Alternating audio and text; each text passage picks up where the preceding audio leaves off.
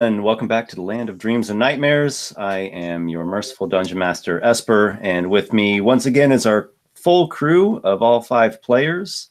We'll do a quick introduction of everyone and hopefully quick recap. A lot of stuff happened last session, and then we'll jump back into the action. So we'll just go alphabetically as always. Adam, Dennis, Nick, Vince, Warsor. Hi, I'm Adam, and I will be returning as the recently debuted Carderock Hawkness, who is a knight errant. It's a bard and paladin 7 and 2. Hey guys, my name is Dennis, and I play the ever cynical Lykar level 8 Storm Sorcerer. Hello, I'm Nick. I play the Arcane Trickster Rogue Robin, and I'm level 7 and a half elf. I am Vince. I play Drake Fell, the Wood Elf Monk Rogue. Hello, I'm Warsor. I play the human Hexblade Warlock, Captain Noxiqual. All right, welcome back, everyone. So in our last session, the party moved from one location to another.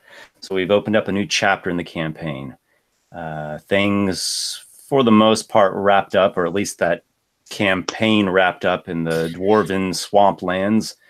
The party sailed along the rivers down to Summonerfield. There was a bit of trading that Captain Noxiqual did with his cargo.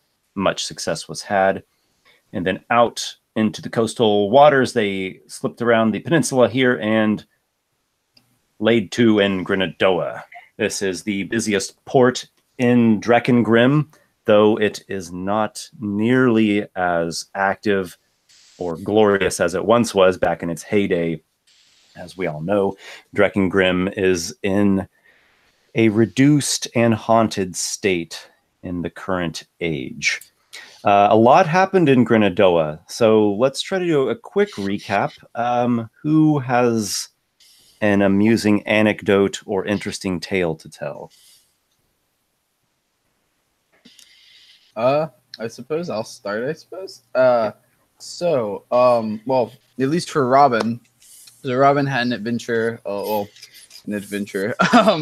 in the Lusty Mermaid, where he went out and tried to get some information on Captain, I haven't read that guy's name. Rojas, Captain Rojas.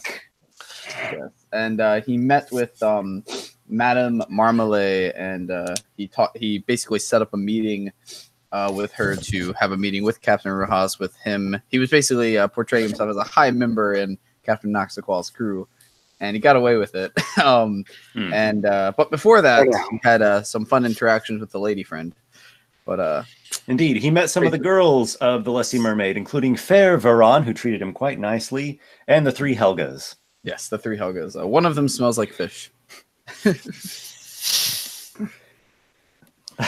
Noxiqual and Lykar had some conversations with NPCs of note.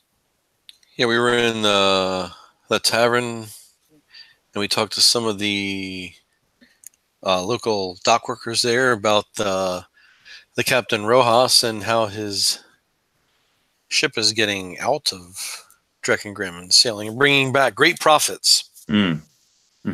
So after the War of 3 Dooms and the whole episode went down with the Mer Queen, a mist developed around Drakengrim, which is an island nation, and ships were getting lost in the mist. Some of them were not returning. Some were returning, and they were talking about horrors in the mist. So the realm over the last few decades has become isolated unto itself. There are some people who claim that they have successfully sailed out through the mist and returned. Is it true? Are they just tall tales? Well, anyone can say. But indeed, I think it has been proven now that Captain Rojas and his galley, the Levin Gouger, has been sailing out. He's taken a few runs to Magnaland, which is a sort of nearby realm, a big continent. And this dock worker that Lykar and Nox spoke with, he said that the ship possesses a big lantern that sheds white light. I believe you described it as a flame of sorts. Mm-hmm. You also noticed when approaching the bay here, the harbor, the lonesome lighthouse, which as well sheds a white light, unceasingly so. Yes. Let's see. You, Noxiqual, you had a conversation with a guardsman, a quiet conversation. I'm not sure which one you're referring to. I'm guessing this was about Ravenswold. Mm-hmm. Mm-hmm. You asked about Ravenswold because, or really, what happened is I think you were asking about the prophetess, and some say heretic, Fainel Donnan. Yep. And I asked because we had heard from someone that she was in Ravenswold, I think, or maybe it was the guard that told us that. And it's only 3 days away from where we're at right now. He warned us, though, that Ravenswold had a cult of the Raven Queen that exists there. So to be on your guard is, I believe, his exact words.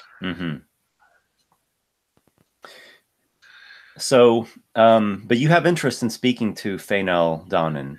Actually, this is an NPC that she's been talked about since the very first session. Yep.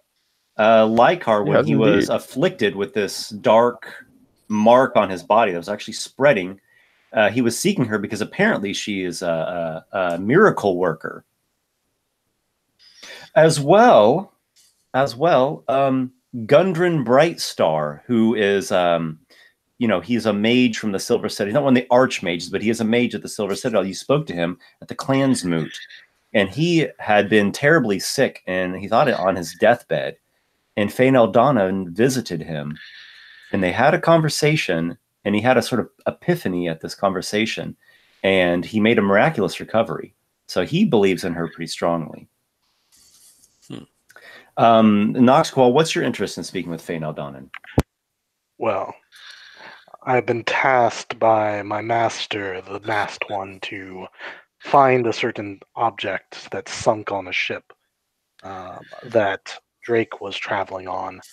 I don't know if I have the ship name or not, but Siren's Kiss. Siren's Kiss.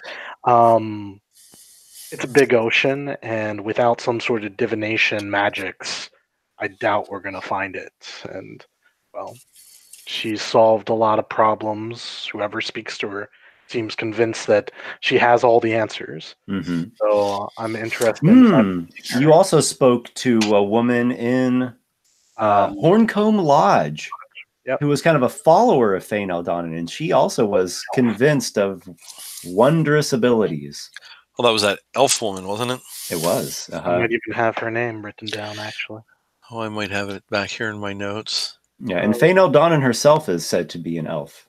Valna, the elf. Valna, yes, Valna. Very good.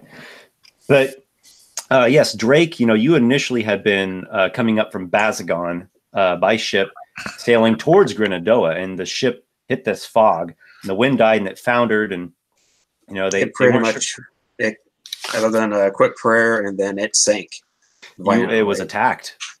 Yeah, by some tentacled gargantuan monstrosity from the deeps, and you were saved by the masked one, or rather, entered into a bargain or an agreement of sorts with the masked one. Who? Maybe. Yes. Who? You're really pushing for that. Who led you to Noxiqual with the promise that you all would recover whatever that was in the hold of the ship, because you did know there was something of value, an unspoken treasure in the hold of that ship. Some other things happened. Drake, you did a bit of exploring, particularly at night. The more during the day, you meditated, you trained your falcon. Yeah, he kind of had a minor panic attack because of how large the city was. So he kind of did have a minor panic attack. So he spent most of the day trying to recenter himself, meditating, training with his falcon. Then once night settled, he went out and started exploring. Came across the shrine first, but he left that for later because he wanted to find the main temple. But that was closed. Met the groundskeeper and was turned away by him. So hops back up on the roofs to get some more air, goes to the shrine, sees 2 people there offering a sacrifice to the god there, and it turns out to be a heart of some kind, and Drake just bolts out of there not wanting to be involved with that. And Drake wasn't sure what kind of heart it was, but it was not a rabbit's heart. You know that it wasn't a chicken heart. It wasn't what you would usually see as an offering. It was too large, and he did not want to be around that. Yeah. So we can safely say that Drake explored, a fair bit of a couple districts by himself at night. There's areas he has not seen yet, but within the span of, say, a few hours at nighttime, you got to see a fair amount, and you're pretty mobile. Yeah. Carderock, the morning has come. I don't know if you were ill, if you were wounded, if you were having a hangover, but whatever your state is in, morning has come. Here at Grenadoa, the harbor bells are ringing. Ding, ding, ding, ding. A cold early winter's breeze is swaying the ship. It creaks. Where do we find Carderock? Noxiqual better take kindly to me after cleaning his bilge all night. Such a fantastically dirty hold I've not seen in a ship before. Well, that'll be enough with the holy stones for now. I wonder where they all went. And he looks around at all the people that are presumably not on the ship because they've gone to do stuff. Kobe the Lion is there. He's there to inspect your work. Oh, okay, perfect. Of course. How is your work ethic, Carderock? Impeccable. Impeccable. Well, of course. I've never seen the bilge in such impeccable shape. You do this by yourself? Well, you could say that. And he like very quickly dismisses like some minor magical effect that he might have had helping him sweep. Oh, I see what you're doing. You're not vying for my position, are you? I'm first mate. I earned it with bravery. I should think not. I am a knight, not a shipsman. Shipsman, boat, swain, whatever the term is. Well, okay. As long as I don't have to worry about you stabbing me in the back or throwing me to saber-toothed tigers, I think I'll be fine around. Canyon. In here, he lives on. The party has slept on the ship. Is that what I'm gathering? Is that what you all favor, or did someone want to sleep at a nice proper inn? That's up to them. Could I have gone back to the Lusty Mermaid and and spent the night with a? Is he going to make his Constitution check for? Yeah, I'm going to say with I would have to say also with disadvantage on that. Because he just spent the night there. Never mind. That's your wheelhouse. She's perfectly safe. Don't worry. Okay, so you wanted to use the brothel as an inn. Okay, you could do that. If you'll spend 5 silver pieces, you'll have the room for the entire night, including the fair company of dear Verone. Damn, I thought they'd charge him like twice as much or 3 times as much as an inn. I will do that. And I will make my roll of dungeon master check. Don't worry about this roll, Nick. Well, maybe they only charge as much as an inn, but like their employees are independent contractors who like bill them separately. So I'm just gonna be running up to Noxiqual. Like, Noxiqual, I made some decisions and I may need some help. You're running up to the ship, but Noxiqual's in his cabin. You're gonna disturb him. You're gonna get a spell to the face. So, Robin seems eager to talk to you. Are you knocking on his cabin door? What are you doing? Yeah, I'm gonna be knocking on Noxiqual's door. All right, Nox. Yeah. Are you a late sleeper? Not today. Not today. Yeah, I want this to be like super early, like before he's even awake. Like, All right. because since I was in the Disturbed. Lusty Mermaid, I Would Would wanted Drake to have a early. chance of stopping him? Because he doesn't technically sleep, so he could tell that Robin's about to do something stupid. Is it important to you? Not really, because he kind of wants to see what's going to happen to Robin. All right. So I think Robin's enthusiasm seems stronger than your dedication to keeping order at this moment in early morning. Drake on board more the just ship. like kind of watching, I guess, than at this point, just waiting for the fireworks. Drake's eyes are like just barely open, just like slits as he's there in a tranquil state. You see Robin come running by. Boom, boom, boom, boom, boom, boom, boom. Noxiqual! What the hell is this?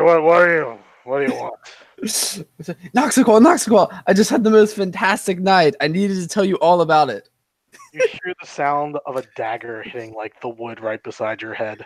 It's like turn, A, be like, 20 to hit. gonna turn, and be like, perhaps he doesn't like being woken up early in the morning.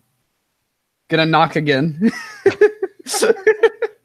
There is a pause, and then about like 10 seconds later, as I presume you're just pounding Yeah, just continuously, the door is opened, and there's this one bloodshot eye because there's the eye patch on the right eye, and this one bloodshot eye staring at you through this crack in the door, and there's the sword, the black sword, Sombras, in his hand, and he says, "I've killed men for less than this." yeah, I'm gonna like peer and be like, noted.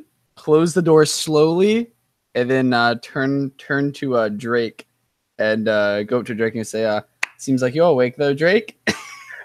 The door opens slowly, and there's menacing aura that just kind of pours out as the shadows behind Noxiqual. It's gonna like slowly. Drake's going to spend 2 of his key points to drop an orb of darkness on top of Robin, and then just run the other direction.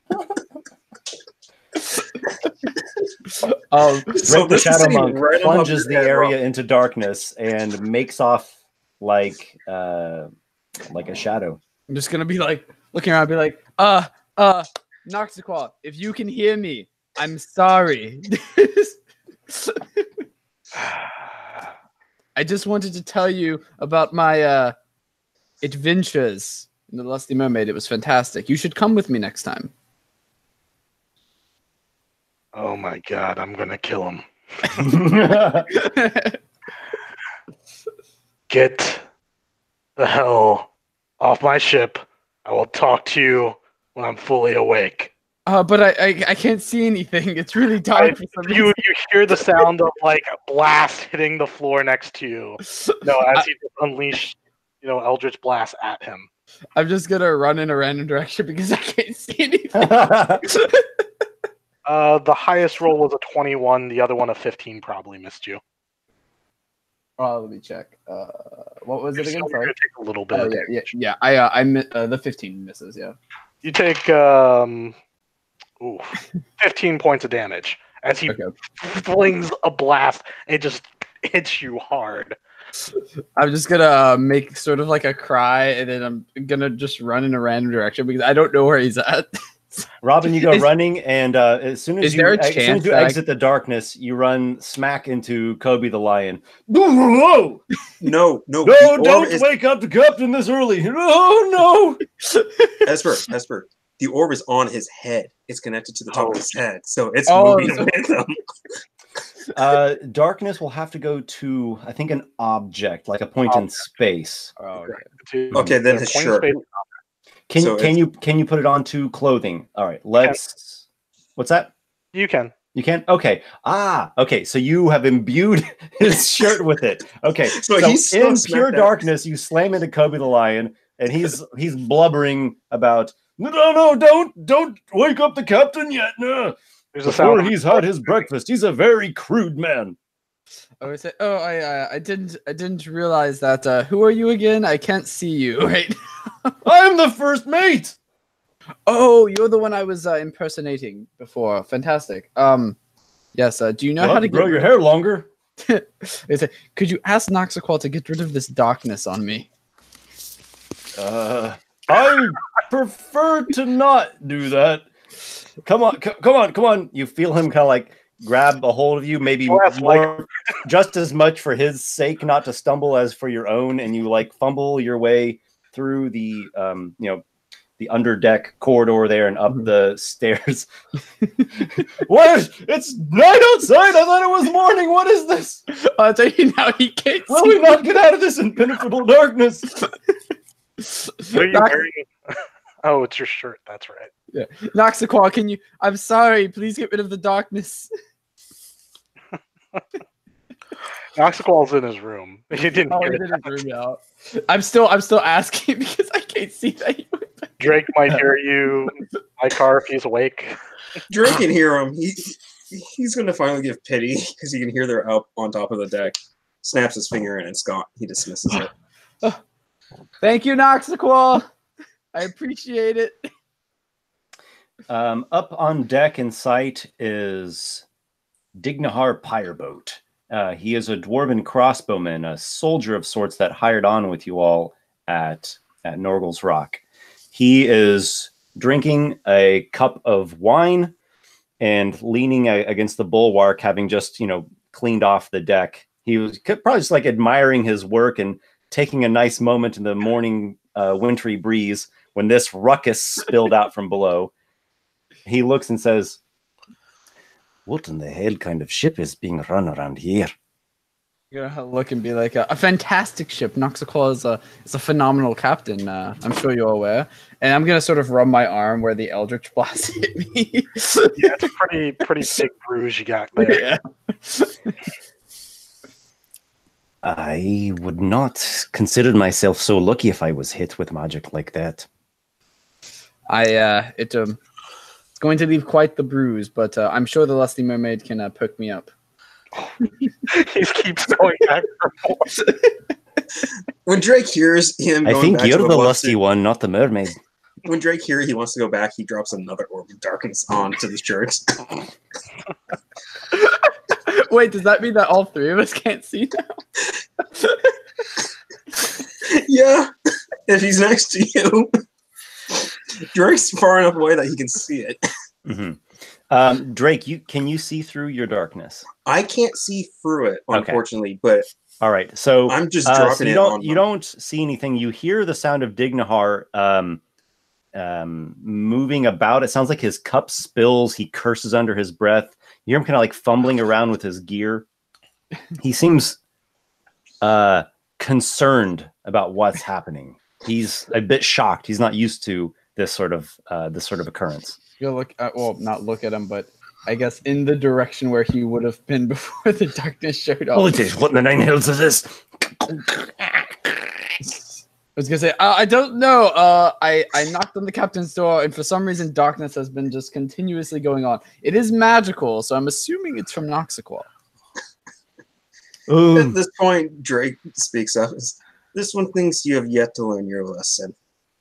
I'm gonna say, I'm gonna try and go towards that voice. You're gonna run into the mast. Drake is sitting up in a crow's nest looking down at you. Oh, that's great. I'm just gonna run in that direction. You run right into the mast. Just bang my head, fall to the ground, and be like, "I'm sorry. Please, just stop." Carderock, are you nearby? Card is up. Actually, does this ship have a forecastle? Anyway, he's somewhere near the bow, practicing forms from a sword manual while reciting poetry, maybe some nautically themed things. Have you seen the mermaid's tattoo? Well, if you said yes, a liar is you. For you might have guessed it was on her breast, but if you thought so, a fool you are true. For it is a scale, 'tis upon her tail, with the other 1,002. Or something of that nature. Amazing, amazing.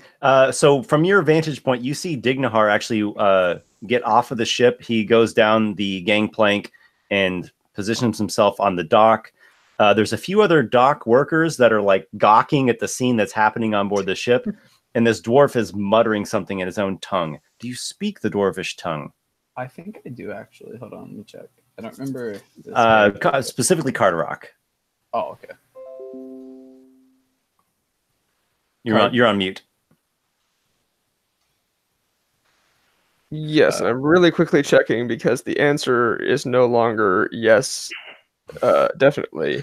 No, he is not. He just is uttering something. He is clearly irked. He has his crossbow out. He hasn't loaded it, but he seems on edge. He doesn't know if it's a fight, if it's a mage duel, and he has to defend himself. But you see other people, like they've just stopped like loading ships and stopped the repairs they're doing. The carts they're wheeling are just like there, and their jaws are hanging open, and they're just like watching this the antics playing out on the deck, the upper deck of the ship. Lykar is finally going to come up from down below. He has a little section down below, and he comes up and he goes, "This better be life or death." I'm gonna yell out. Gonna yell, yes, it's pretty life or death for me. I got shot in the arm by an eldritch blast, and then I hit my head on a mast.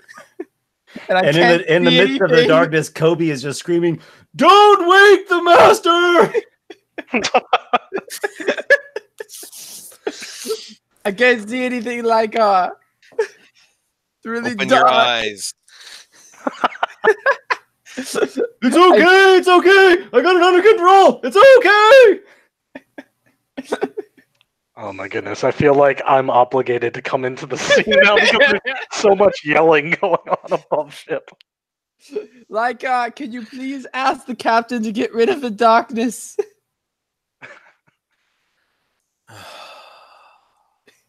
No. That was great. All right. So resolving all of this, Yep. Is Robin? Has he had a realization or some new course of action he wants to take? He was excited about something from the Lusty Mermaid. Oh yeah. Yes. I was going to explain that to Noxiqual, but I cannot get to him.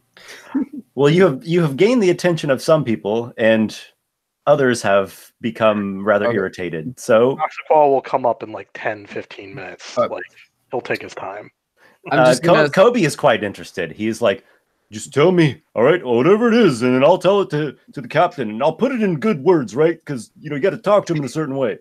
I'm just sort of like gonna like slowly stand up, keep my balance, make sure I don't fall over again. Look at Kobe and his name's Kobe. Kobe. I said, Kobe. I have to tell you, this woman, Feveron, she is absolutely fantastic in bed. I know. Oh yeah. Oh, you've been there before. Yeah.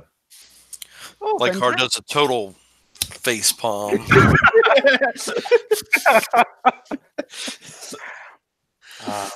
Storm's Eye. Well, Kobe, I'm a big guy. I got a big appetite. I've sampled the 3 Helgas too. Oh, you have. Which one was the best? Was it the fishy one? Is that your take? Well, personally, I like Helga the Salty. She's got a real mouth on her. Oh God. I actually don't think I've met the salty one yet. I actually haven't met the salty one yet. Interesting. I might have to partake in her services next time. Oh, you'll know when you meet her, all right. I'm sure I will. Now, for God's sake, can we get rid of this darkness somehow, Kobe? Perhaps you could talk to the captain. Well, let's assume the darkness has run its course. Oh, it has run its Yeah. course. Okay, Yeah. Cool. I'm just gonna sort of look around and be like, well, now that we're all awake. That's one way to get up in the morning. But what about the Lusty Mermaid? Well, what happened? Oh, nothing much. I was talking to Madame Marmalade and figuring out a meeting for Captain Roadhouse, but the main interest was Feveron. That's all I wanted to explain to Captain Noxiqual. I'm sure he loves a good tale. Did she give you some secret information about the Levengouger? Oh, that's the ship name. I'm gonna say, no. Did you find some more interesting details on Lady Marmalade? No. Captain Rojas appeared? No. So you're just happy because you got laid? A lot. Yes, I'm gonna say yes very happily because I finally get to say yes. Oh, okay. Well, congratulations. It sounds like you had a wonderful night. I had a fantastic night. Thank you for asking. But I must reprimand you. You should not cause such disturbances, especially not in the morning. The captain can be very, very gruff. Let's see. What should your duty be now? Well, Carderock just cleaned the bilge like none other. What are you good with? Are you good with ropes? I think I could manage a rope. All right. Well, we have a terrible knot in the old rigging. When it's undone, I want the ropes all laid out, one separate from the other, and we're going to start splicing them tonight. So I have to do chores. Oh, yeah. Or else you're going to get the paddle, I tell you. I'm just going to sort of like look down. You'll be wishing it was an Eldritch Blast, bucko. I'm just going to sort of look down and then go do the rope stuff. So he takes you below deck to a space in the cargo hold, and in the corner, there's just a heap of these old ropes that are knotted and tangled. He wants them all untangled. He wants the nasty frayed parts cut off and just keep the good sections, lay them out nice and orderly, and then later he's going to show you how to splice them. You're going to help some of the guys splice them. Oh, boy. You're on rope duty today. Thanks so much, Kobe. I'm having so much fun. That's what I like to hear. Keep the morale high around here, I do. Oh, man. Splicing is the worst. Captain Noxiqual comes up a little while later, just kind of wanders over to Lykar, has like a glass of whatever the grog or whatever they have on the ship ale. He just like takes like a half, cup of it. Lykar goes, "Do you want me to kill him?" No, not yet. We need to finish fireproofing the ship first. Wave Dignahar to come back onto the ship. You look down at him. He's chatting with someone by the name of Haskin. You met Haskin yesterday. He's like an assistant to the wharf master. And Dignahar, it looks like he's having a serious faced chat with the guy. He sees you waving at him, and he's finishes up his thing, and then comes back up on board the ship. His crossbow's away by this point. Yes. Well, Lykar it is, isn't it? It is me. Pay no attention to the stupidity. Okay, and how am I supposed to do that? Just ignore it. I'll try, but they cut me on edge. Right on edge, did. Yes, you will see many different things aboard this ship, and you'll get used to it after a while. Oh, yeah. I did expect as much, but I don't know. When I see things like that, all I can think is grab my bow, hit the ground. Well, if we're out at sea, there'll be no ground to hit. Okay. Hit the deck if you like. Just have patience. I'm dwarvish. I suppose I can summon up patience, but look at my hand. It's still trembling. There'll be a adjustment period, as there always is for new crew members, for those other than yourself and yourself. I can only say that keep a flexible mind. Otherwise, I don't know if you'll be with us for the whole voyage. Very well. I'll do as best I can. So there are many things in this world you will see that you have never seen before, so just stand at the ready when we need you, and all you will be rewarded. Oh yeah, and next time you see him coming towards my cabin, looking like he's going to pound on the door, stop him, and that might help. You want me to shoot him? Okay. Maybe just wing him. I don't know. Is there a way that you can shoot him without actually killing him? Maybe, just kind of... You want me to shoot him in the leg? Yeah, that might work. We've got magic for healing. He'll be fine. What if he comes to kill me in my sleep? He won't. I am, as the captain... There's little for me to trust outside of Nurgle's Rock, I'm learning. I'll put it to you this way. You have my permission to shoot him once in the least debilitating part of his leg if he doesn't listen to you to say stop the first time. Like a title with that authority. We'll get there. Very well. But I've got your word backing it up. Aye. But don't abuse it. Yeah. Use your judgment. So what were you talking to, what was the guy's name again? Haskin? Haskin about down there. He looked like you were in deep conversation. I was concerned that maybe we was breaking some kind of code or regulation. I thought maybe we'd have town guardsmen come in to put us all under arrest. What happens on my ship should not be of any concern to them. Aye. What happens on their dock, then I understand, but this was on my ship. Well, I think we're going to be okay, but I don't know. You're the one you're the captain. You'll have to speak to him. I'll deal with it. Very well, sir. We may be going out of town for a few days and leaving the ship here. Kobe is going to be in charge, and I will leave my instructions with him. But I expect you to cooperate with him just as if he was me during that time. All right. I'll take his orders just like I do for you, sir. Excellent. Lykar, shall we? So let's start talking about some immediate plans. Yeah. We have a few different plot lines that are out there. We've got a trek to Ravenswold and potentially speaking with Fainal Dawnin. There's maybe some more investigating into what happened at that Shrine of Sortiza.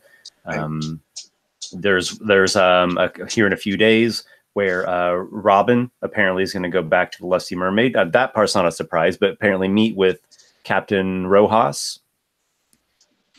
What's your priority? What's your next step? Can I eliminate one of those things right away that I think we've all agreed on?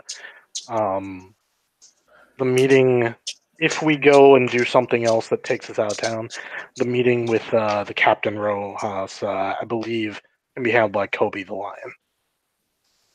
Yeah, we could certainly send Kobe to do the meeting. I could go to the Lusty Mermaid and tell them that Kobe will be coming in. He'll be my representative. Exactly, because the captain has decided to do something else. Well, here's the thing. What does Robin think about that? Okay, so Robin, so out of character, I would like to go do the other thing. I agree. In character, I would definitely like to go back to the Lusty Mermaid and meet with Captain Rojas and all of those. Just simply because I did tell her that I was going to do it, and Robin does at least follow through on commitments. That makes sense to me. I think Robin would want to do that, and So I always encourage people to play. Really what their character would do. Correct. Unfortunately, that's not what I think Captain Noxiqual is going to do, and the others seem to agree. But so, if we do that, if we send Kobe the Lion, I think the whole point of talking to Captain Rojas was to just kind of feel out, like, Who he is. would and, be like, interested in sharing his secret with us. Like, I don't really understand why we're setting up a meeting with him. I think it was because he, if I remember correctly, he actually was able to go through the mist and come back. So we kind of wanted to learn about that and like how he did it. And How did you intend to get him to give up his greatest secret that he makes his living off of? Exactly. Well, I have my ways, Captain Noxiqual. Okay, so you were going to do something. Got it. Okay. I just wanted to understand the intent behind it, regardless of whether or not that is, feasible.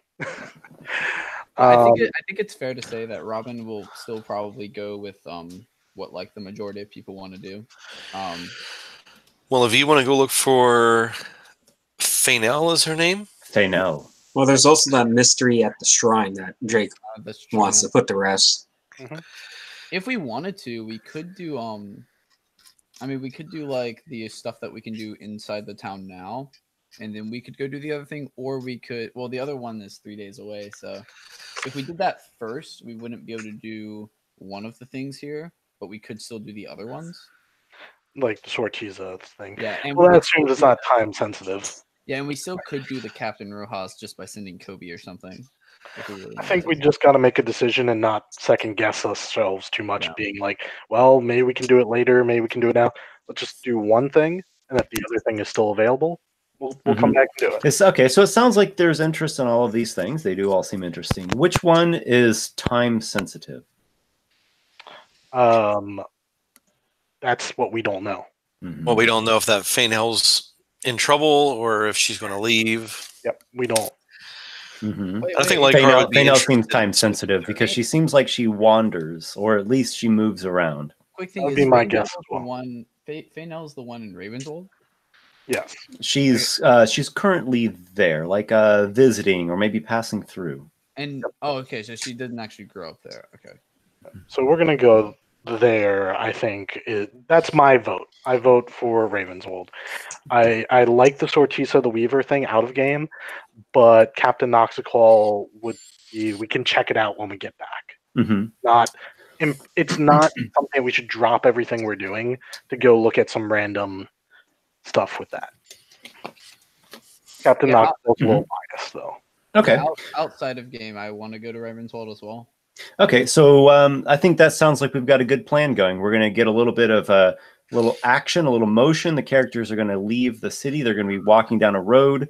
You'll come back to Grenadoa. Maybe when you come back, Captain Rojas will still be here. Maybe the lead on what's happening with this couple and the heart at the Shrine of Sortiza will still be available. A quick thing, since we've decided to go to Ravenswold, is it cool if we just assume that I went to the Lusty Mermaid and told them that like Kobe is going to go for the meeting in my place? Okay. Okay. Yeah. And I'll give Kobe my directions. Like he can speak with my authority. The intention here is to open up some sort of like dialogue with the captain and see if he is interested in working with us or sharing, the secret of how he gets this. So maybe we could double the profits to share. Exactly. And I'll let Kobe like in on everything that I learned and all that, and make sure that he knows what I know about everything. Well, I'll do my best. If Levin Gouger comes into port, I'll do what I can to represent Robin and our ship. See if we can establish some communication with him. There's a lot we could learn from each other. Ideally, we'll be back in a week's time, given it's 3 days there, maybe a day there, 3 days back-ish. Has anyone here, have any of us been to Ravenswold before, by the way? It's an interesting question, Esper. Okay, so it sounds like nobody has any like strong character backstory stuff. So I'll just roll the good old DM's D20 of fate. So we'll just kind of go down the line. Carderock. Carderock, you have not been to Ravenswold, but you've probably met a couple people from there before. I know. Lykar, you have been to Ravenswold. It's a little smaller than Grenadoa, not as well fortified, and does not have a keep. It doesn't have a castle. It's not a castle town. It's a town. It's on a borderland area. So once you get out of Ravenswold, you are in wilderness. There's hills. There's forest to the north from there. They have some crops. They have some cornfields.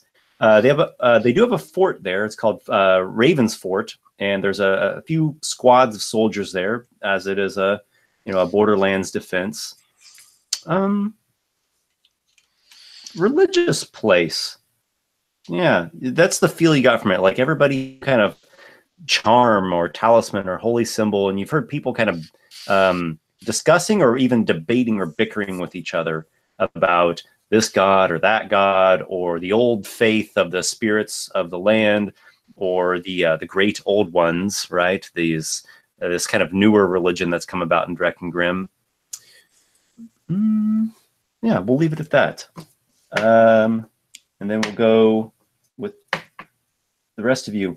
Yeah, we'll say the rest of you have a passing familiarity with it as well. It's not a unknown or exotic type of location. And then Drake, well, Drake is the foreigner. Everything's new to him here. Also, with that question, also, when I go back to the Lusty Mermaid for to tell them about Kobe coming and whatnot, could I ask Fair Veron anything that she knows about Ravenswold that would be interesting, since she's from there as well? Indeed, she is from there. She says, and if she's heard of the person as well. Yeah, she says, I like the people in Grenadoa better. I just think they're more, I don't know, they have a better attitude about things. There's more opportunities here. I think people in Ravenswold, it's as if they are always down about something or complaining about something. I mean, I love Ravenswold. I grew up there. My family's there, but I had to get away. I completely understand, Veron. Perhaps, do you think that we could maybe could you just point me in or tell me where your family is? Maybe they could give us some more information, since they've still been there. She gives you this look like, it's getting sensitive now. Make a persuasion check. Okay. Persuasion. I believe I have a lot. Yeah, I'm really good at this. So, that's good. That's a 15 plus a persuasion is what? Charisma, right? Yep. 18 plus 6. 20. 24. Very nice. She said, I don't know why, but I feel like I can trust you. I think you mean well. So you can find my family there. It's my mother, my grandparents, my uncle, my aunt. I have some cousins and a few siblings as well. And she describes a house that is near to what do you call the place where they shear the sheep and they take the raw wool and they weave it together? Woolery? Well, it's nearby the wool processing building. Yeah, that makes sense. I'm gonna sort of bow a little bit, grab her hand, kiss her hand, be like, thank you so much. Also, how much did I pay her for her services last time? Last time? When you stayed the night? No, well, yeah, actually, whichever one was more expensive. Well, you paid more when you stayed the night because you were it was functioning like an inn. But there was that first time and you paid her 2 silver pieces. I'm going to just for the information and her being kind, I'm just going to give her 2 silver pieces as well. Okay, so she looks down into her palm, a huge grin spreads across her face, and she was like, you keep this up and you're going to have to propose to me. Perhaps I will. And then I'm going to kiss her hand and sort of walk out and say, I'll return when we're back. Okay, she gives you a squeal of delight. She gives you a squeal of delight and tells you to be careful and don't get hurt. And she makes you promise to come back and see her. I promise her as I... Promise? You'll come back. Of course, Fair Veron. Goodbye, my love. I'm gonna turn and give her a blow kiss as well. Oh, by the way, because everyone keeps insisting about this, I did do a roll on the health situation of Robin's recent exploits. Yeah, he's going to be taking necrotic damage here soon. And I just rolled, D20, 1 being the least amount of no problem at all, amazing, to 20 being you're going to have the worst case of slimy doom we've ever heard of. And it was a 1. Yes. Veron is a bathed, health conscientious lady. Dang. All right. Actually, since that's the case, you said we're gonna be away for like a week, right? Mm-hmm. And she makes like 2 silver per thing. 1 silver. Oh, 1 silver. Okay. I mean, that's it depends what the client wants, but 1 silver is a typical service. I would also like to ask her before like we did the interaction of me leaving. I'm gonna say, how much would you say you usually make in like a week, Veron? Oh Jesus. She again gets that like kind of uncomfortable look. Make another persuasion check. Yes. All right. Well, this one's not as good. We're going to spend the whole session with him and this hooker. Yeah, I'm about to say. Can I use my inspiration to reroll this? Lykar, you need to take the gaze. Okay. You use your inspiration as this is a moment of import. 6, 9. This is 25. Much better. The first one was only like 14. So. All right. So that's pretty good. What can you describe a little bit what you're doing, what you're saying there, how you're presenting this question? I'm basically asking her so I can pay so that she waits for me. Ah, okay. Mm-hmm. Because I obviously she can't just wait for me with no payment because then she won't be able to make a living. So you're making a serious, heartfelt request with her here. Yeah, this is actually serious. Yeah, this isn't. She has a look of mixed emotions. It looks like part uncertainty, part fear, part sadness, part hope, part happiness. You just see this look in her eyes. And she says, well, I mean, if it's a good week and, I have to pay my dues to Lady Marmalade, I might end up with 10 silver pieces. I do pretty good for myself. Right when she says that, I'm going to reach in and I'm going to pull out 15 silver pieces. You son of a bitch. And slowly place them in her hand and like wrap her hand around them and say, wait for me, Veron. I will return. I'm going to have to take all his money away. Drake will help you with that. She says, I feel really confused right now. I don't know if I mean, it's not bad, but it is. I don't know, but I will. I'm putting my my finger on her lips, and then I'm going to reach over and give her a very, very, very fantastic kiss on the lips, and then back away and say, again, wait for me, and then I will leave. She says, I promised myself I would never get involved like this, but I'll do it for you. I sort of nod my head, thank her, kiss her hand, and then walk out. Very interesting.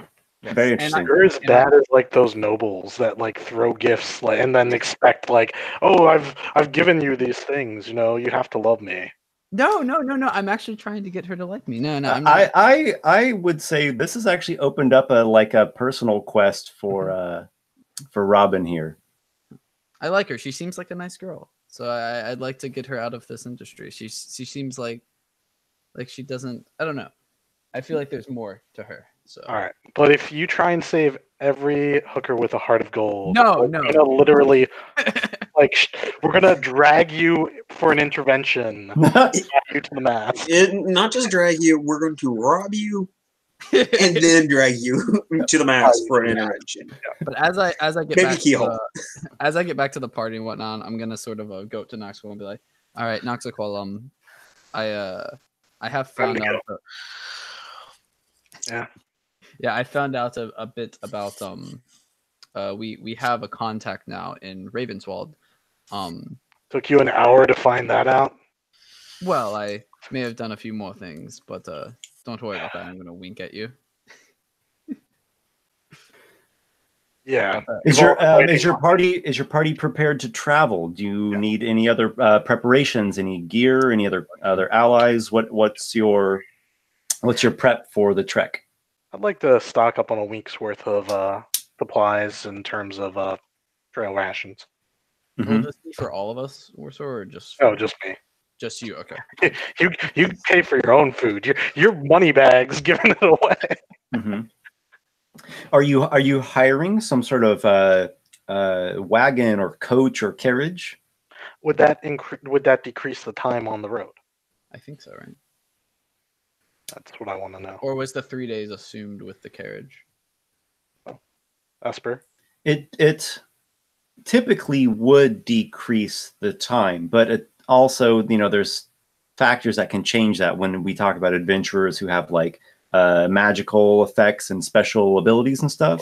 Of course. Right. But typically speaking, it would speed things up a bit. It would give you more safety, and the practical thing is you can take stuff with you when you're talking about stocking up on items. You're not wrong.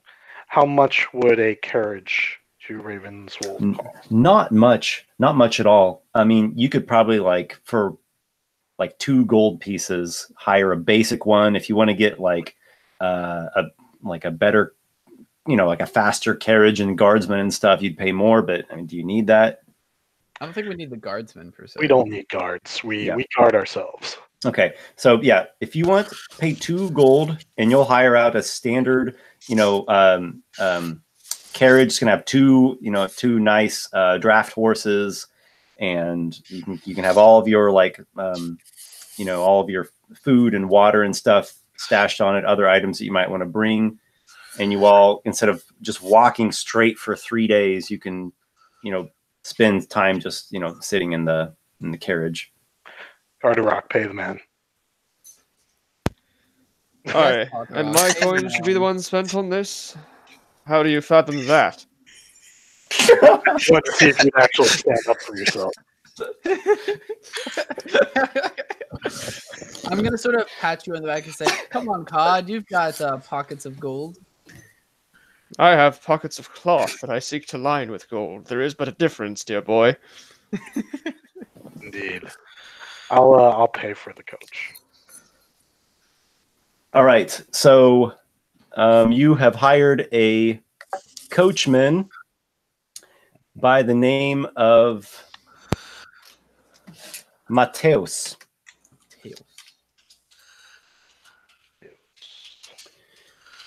All right. A wagon driver. Maybe that's a better way to call him. Wagon driver Mateus of Grenadoa. So we'll call this carriage. Not a luxurious carriage. We'll call it an average carriage to draft horses. And then the payment of 2 gold pieces is basically what you've lined out to Ravenswold, a couple days there, back to Grenadoa. Mateus himself is an older gentleman, definitely a graying guy. You'd put him pretty much 70 years of age. Experienced. He's been working with such services and with horses his entire life. Along the road, he is a fairly talkative kind of guy. Makes pleasant banter with you. I'll show the map, and that you'll get the quick glance at the. I'd be interested in hearing whatever. The way that you're going. And before we leave, I tell Kobe if the Levin Gouger comes to port, just kind of take note of it, if anything unusual on it. Uh-huh. Also, Kobe has Don't make it too obvious, but just Uh-huh. kind of check it out. Yeah, Kobe has my sending stone, so if he needs to send me a quick message or ask an important question, we can. Okay, it's good to know that because I didn't know about that. So you hand him a stone, and he can use that for sending once a day, right? Correct. We did get that purchased back in Norva's Rock? Yep. Okay, cool. All right. So thank you for reminding me on that. And Kobe, he knocked there Lykar, and he says, Yeah, I'll keep an eye out as best I can. I've heard it's a peculiar ship he's got, so I'm curious to see it myself. Worst case, you can always use the stone at the end of the day. Just give me an update, and then it'll recharge as over the night. Will do, Captain. Good luck out there, and don't get yourself killed. Not likely. So the first day is going to be a trek through. Let's see. You're going along the southern Starfall Road.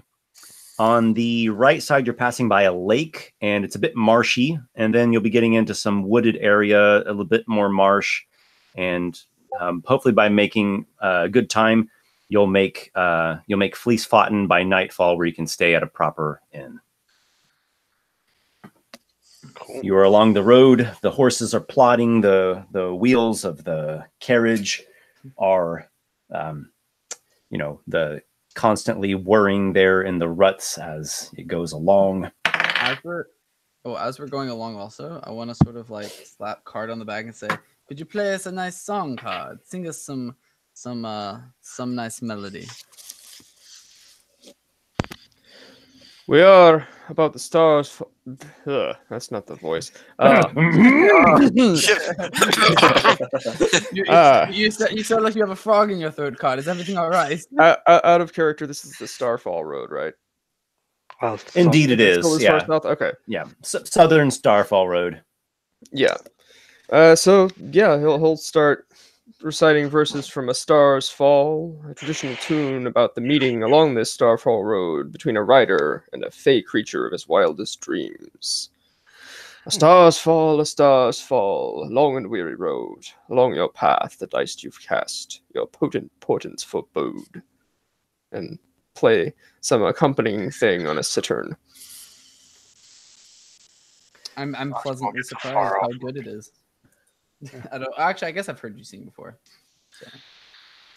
That was a very good rendition. It was. I used to love this song. My wife even more. Mateos says back from the driver's seat. Mm-hmm. You have a wife? Had, yes. You see a little tear in his eye. Your song has moved him. My condolences for your tragedy. It was quite, and thank you for that. I'm gonna sort of tap him on the There back. is only one person in Grenador more beautiful than her. Oh. Who is that? Me! Saw that coming. But you're not in Grenador. Well, don't judge me by your own standards, you young ones. Have you ever seen an old man as handsome as me? Chiseled out of stone like a statue, I am. You're quite handsome indeed, my friend. We could give him a wink. Oh, jeez. Mateos, now that he says it, and you kind of look beneath his unshaven face, and kind of if you peel back some of these difficult years he's endured, he actually is a pretty handsome type of guy. But he looks kind of rugged now. He doesn't like he's doing so well in terms of stylishness and grooming. He's kind of let himself go.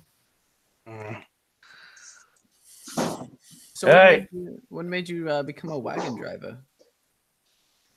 Oh, I've always done this work. My father, he bred horses. In fact, I've always loved the beasts so much. They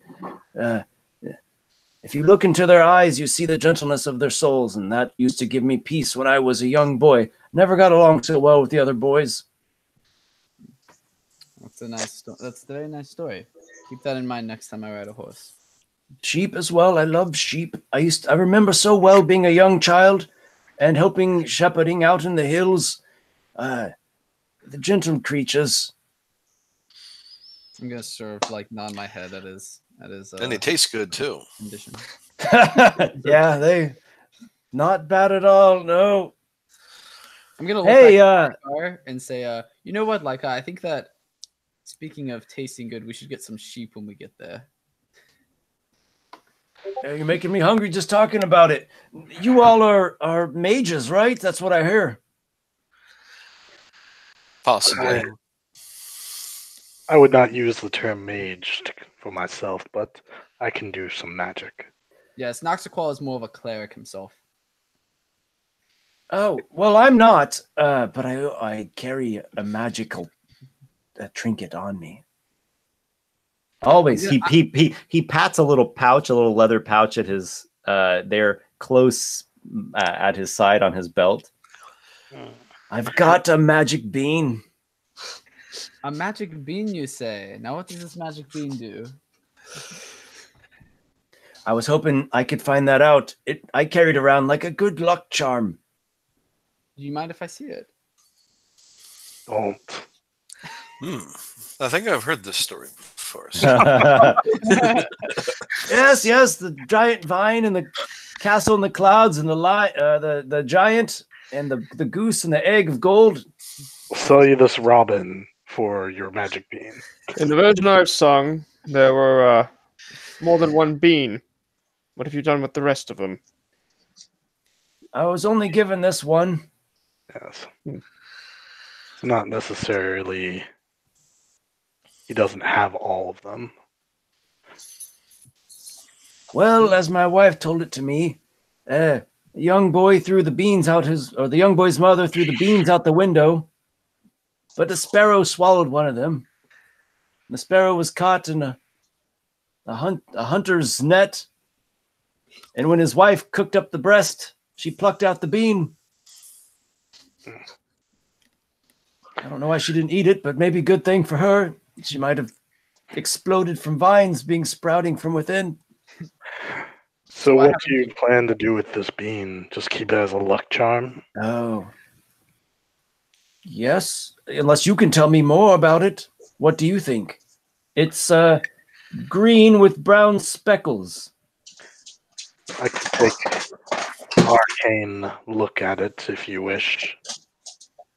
That's what I was going to say. So I can take a look at it for you. I'll give it right back. I have no desire to keep his bean. Out of game, I totally want to steal his bean. Sorry. I know you do. In game and out of game, we all know. If it's actually magical. So he lets a hand off the rein and kind of fiddles with the leathered pouch. It's a nice day today, by the way. It's still kind of cold. It's getting into winter, but the sun's out and the breeze is real calm.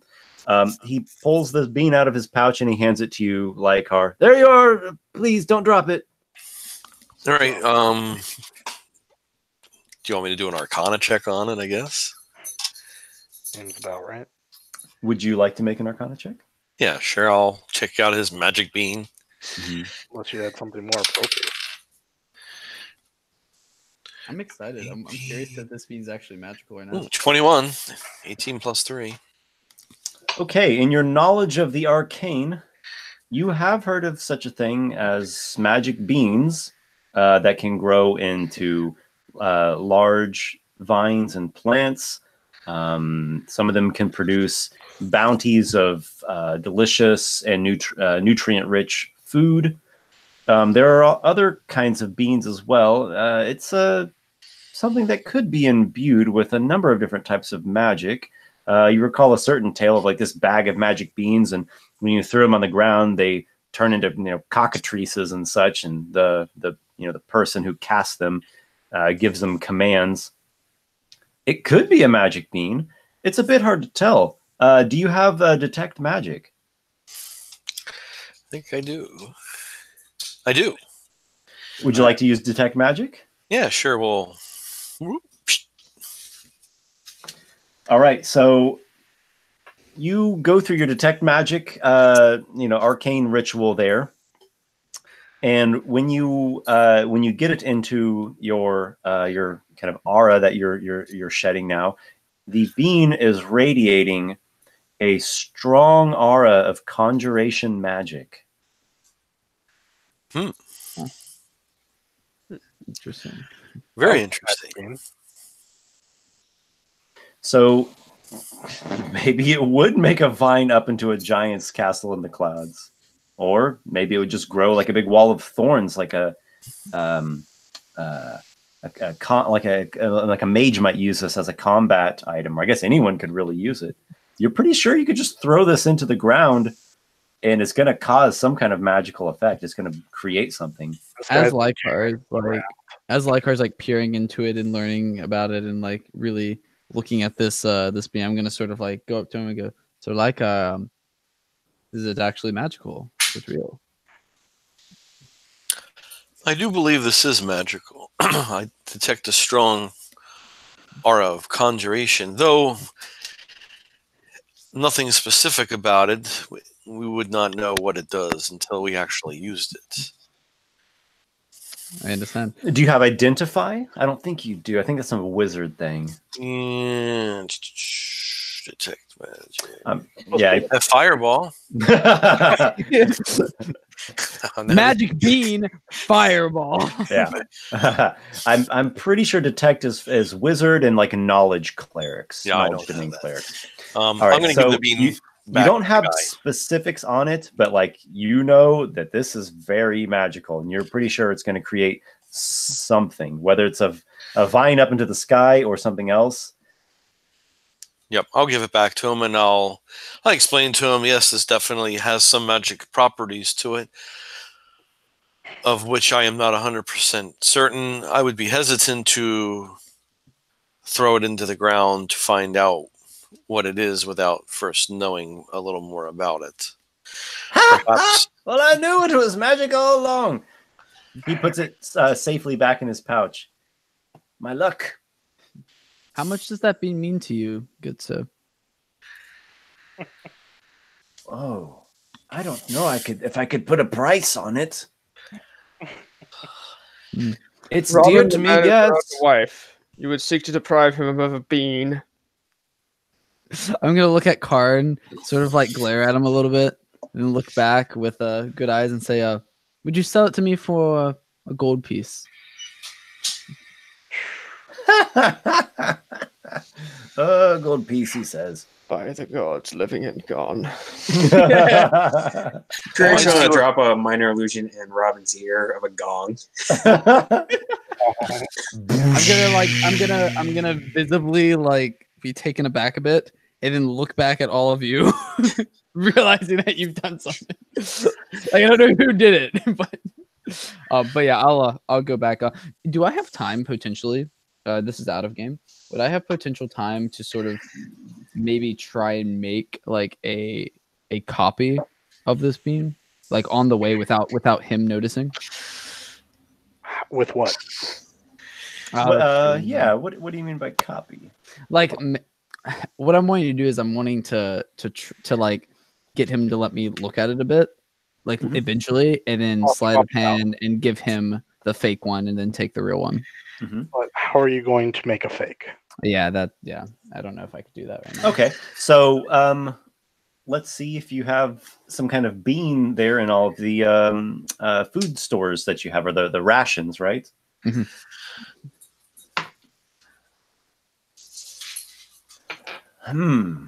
There's nothing that you find that looks to be the same shape, or it's like, oh, well, these are some dried peas.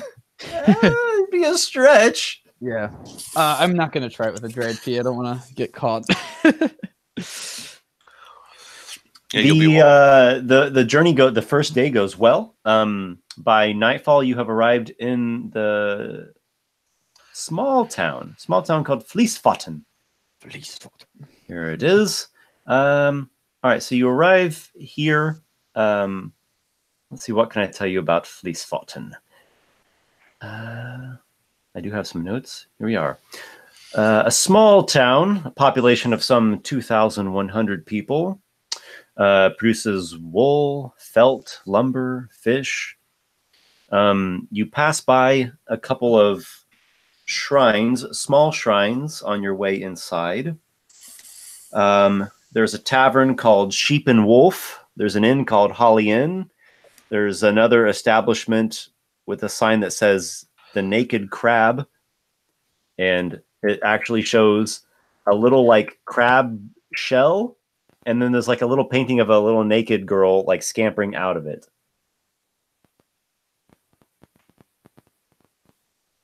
Well, here we are.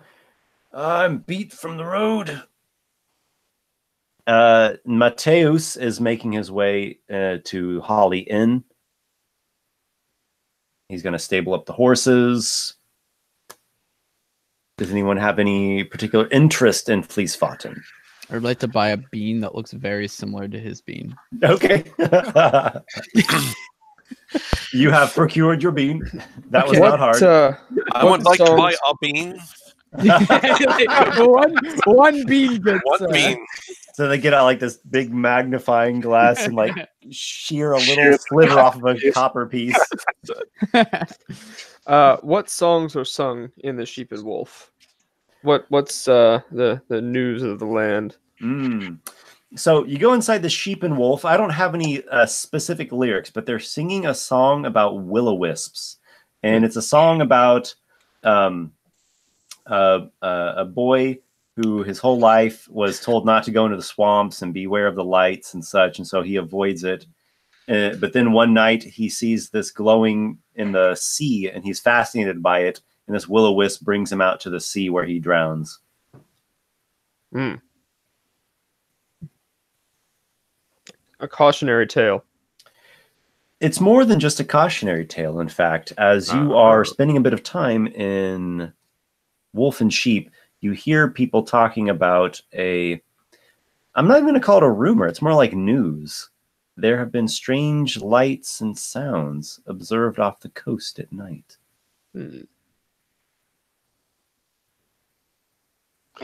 Lights plural and sounds plural. Like there are many of them and they're recurring. I'm so curious of all these things Esper keeps giving us. I want to like explore everything. And presumably it's not something you can chalk up to just like St. Elmo's fire or the Northern Lights, like localized right here on your very tavern's kitchen. We live in a world of lich mermaids. I mean, like, we could just attribute to natural, phenomenon, but there's magic. Well, let's see. Who was it that had been through these parts quite a bit before? Lykar had. I think he left. Lykar is on a Call of Nature. So did you roll for me because I am kind of from Greenwich. I did. So here, let me check Fleecefoten, because I rolled that you hadn't personally been in Ravenswold, that you had some familiarity with it, but Fleecefoten specifically, nope, you ain't never been in this little shithole. That's fine. This place has like had no interest to you at all. It's like it's just a place you sleep on the way to somewhere more important. That's absolutely true.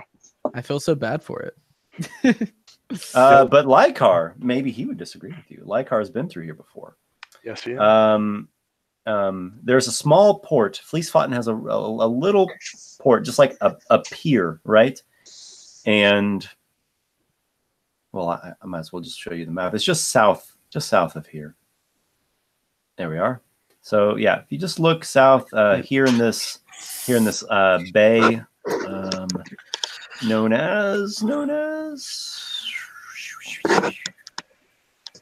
I dare say I don't have a name for this bay yet, so we're just gonna call it Fleecin Bay. But there's it has a little pier there. The Laughing Lance Wife, is that something that we all know about? Yes, you do. It's been marked on your map. You researched it in the library of the Emerald Mages. You don't know exactly its story, but you do know there's a shipwreck there. And that's kind of the direction that the... Yes. Yeah. That is the direction the strange lights and sounds have been seen at night out there to sea.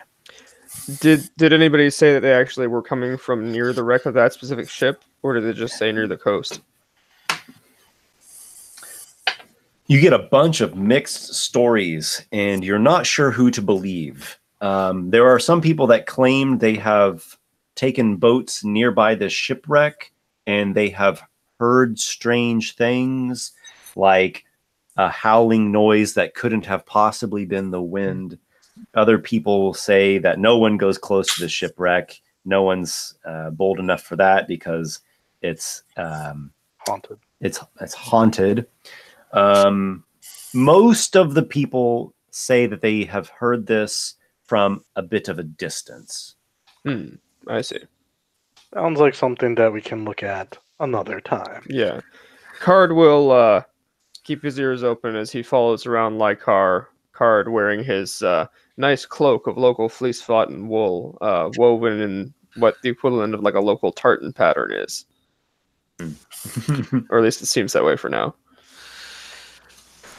Sorry, I had to run to the restroom. Did we talk about the stones off to the left? No one has talked about the stones of yore, but there is some news here in Fleecefotten that people have been seeing strange lights and sounds at night coming from this area by this shipwreck. Okay. Does anyone has any further interest in doing anything in Fleecefotten, or would you just like to pay an inn fee and be on your way? I'll pay the inn. We can, or for me personally, I'll just do the inn fee, but I'll spend the night making my bean look exactly like the guy's bean. Do I observe him like working on this masterpiece of a bean? Okay, well, you can pay 1 silver piece at the inn and just kind of like sleep in the commons room by the hearth on the floor. You can pay 2 silver pieces and get a little private room of your own, or they have one, I guess we'd call it the royal, I'm not going to call it a suite, the royal quarters. That will cost you a gold piece, and it's like a nice room with plush adornments and a nice comfortable bed and like a servant that'll attend to you, and the door is all sturdy with a nice lock on it. I want the royal room. All right.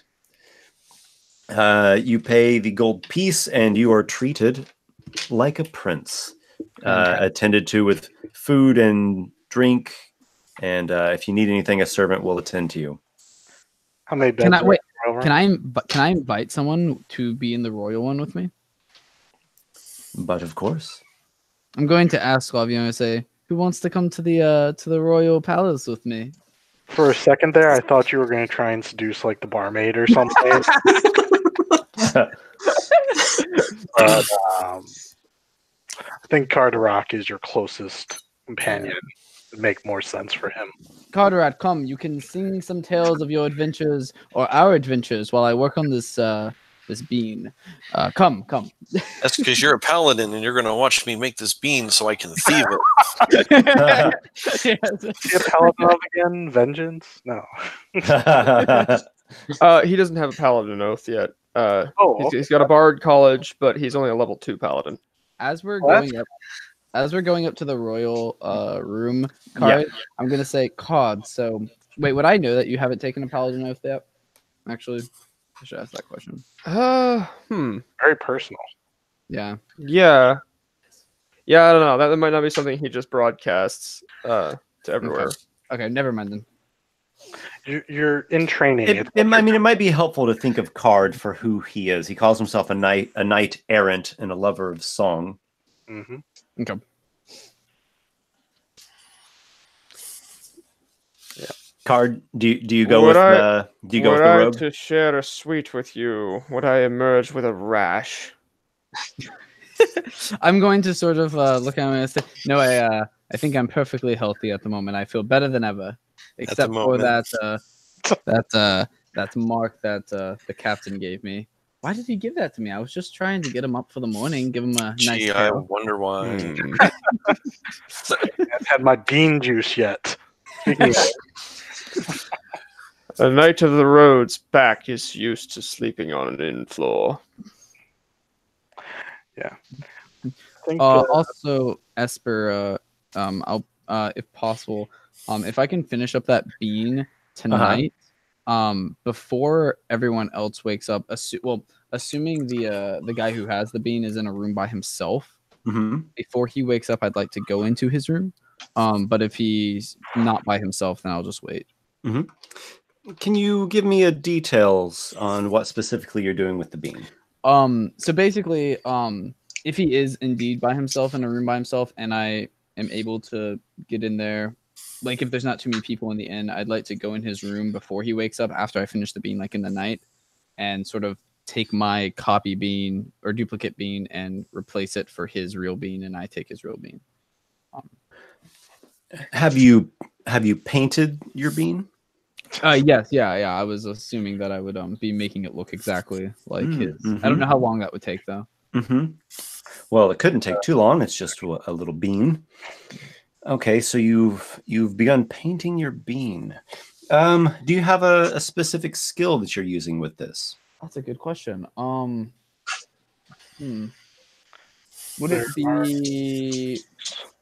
Would it be deception or performance or sleight of hand? It almost seems like it would be some sort of tool, like a painter's tools, that's painter true. supplies.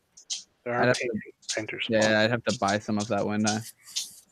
I mean, if you want to make something, you need something to make. Yeah. How much would it cost to buy some of that in the town? Assuming the town. 10 gold for painter supplies, according to the. sheet. Okay. Yeah, because if you don't have the painter supplies, I would argue you'd have disadvantage, as you're just like, slopping stuff together from improvised materials. Could I buy a painter supply? Do you think there would be one in this town? Yeah, probably not at night, but if you want to go tomorrow to like an outfitter or supplies dealer, I'll do that tomorrow. To the tune of 1 bean. Okay. Got a little super chat there. Just wanted to give you a heads up. Oh, okay. Well, thank you very much to the generous soul. I have not looked at anything. Sam, okay. Hey, Sam, how you doing, bud? I recognize you from Discord. Yes, indeed. Hello, Sam. Thank you, Sam. Wish me luck on my bean adventures, Sam. All right, so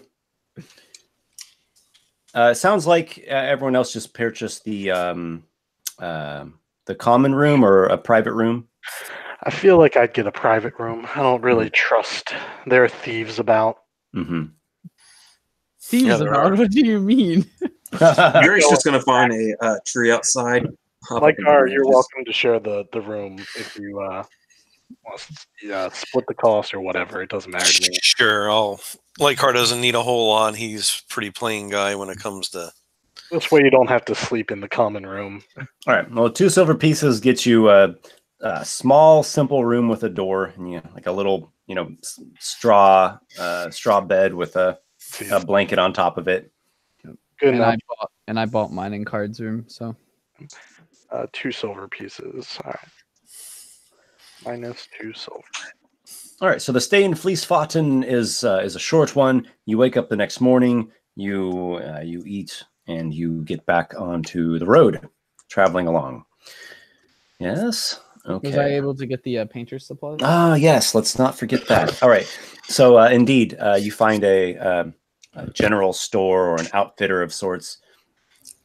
This is a fine object, this tool here. It's a cost of 10 gold pieces. Whew. This is not something that the common lot got access to.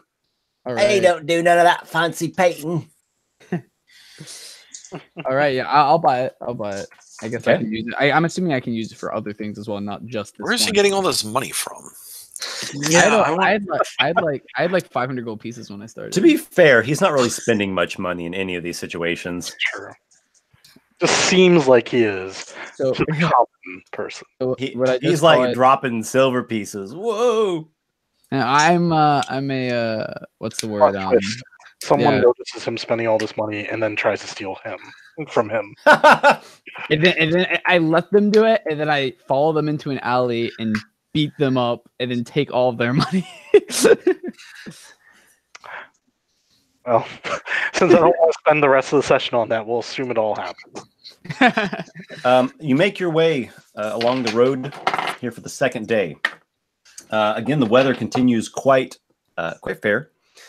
You pass by the coast is a good few miles to the left-hand side, so maybe you have a view of it at times. Other times, no. Just the general slopes and rolls of the land would block it.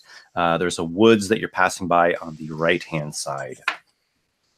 Oh my! What is this? An occurrence of sorts, it would seem. Well, bear with me, my brave souls, as you have ventured out into the unknown. Okay.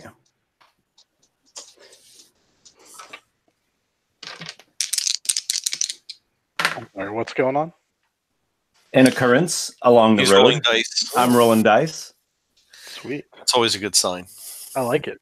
I'm excited. Oh boy. I prefer occurrences to non-occurrences. Yeah, same. Give me just 1 second here. Yeah. I'm gonna let him, Carderock prefers currency to occurrences. Of course, this occurrence could end up killing nobody in the party on their second session. don't talk about that. It'll happen. It'll happen, Warsor. Wait, we're not supposed to talk about how Robin is supposed to die in this session? Like all your other characters have died in their second session? Damn. I'm getting my bean. Whether I die or not, I will haunt him and take his bean. Get that bean, and then you find out that he knows that you took his bean and he stabs you in your sleep over and over. Holding the bean in hand like Gollum over the mountain of Mount Doom. The crest of Doom. You just stand there, focused on the bean, as Mateos, the level 15 Balor, turns around and He's got 15 levels on top of Baylor. yes. If I ever retire as an adventurer, my profession is going to be a bean painter. I'm just gonna paint for a living. Not like having your name engraved on a grain of rice. Yeah. People will seek you out from far and wide. Yes. Oh, did you hear about the great bean painter Robin? I heard he used to be an adventurer until he took an arrow to the knee. I was waiting for that. He took a bean to the eye. He took a bean to Eldritch the blast from his captain for waking up. Yeah, bear with me. I've just rolled some random stuff, and now I'm making notes about things like hit points. You're good, Esper. We Oh, appreciate wow. My 10-year-old daughter is watching this. I see a note from her, Sabrina Cropper. Hello, darling. Hello. Okay. Daddy, Well, what does this mean? What does that mean? yeah, had to have the conversation Blame sooner it or on- later. A no good account, Nick. What can I say? The ladies love me, Noxiqual. Damn bean counter. Right. Secretly, since you guys don't know my last name, secretly my last name is Bean Counter. Just like this is actually something I really love to do. Just a hobby of mine. Wait, does that mean that your father was like an actual accountant? And Robin was like, I'm not going to be an accountant like you. I'm going to steal things. Yeah. I don't want to make a living normally. I want to make a living by taking other people's living. But his You'll guilt always be a bean counter, Robin. That's what you are. what? And then I'm in my royal palace, just like painting a bean. It's like, God, father was always right. The untold story.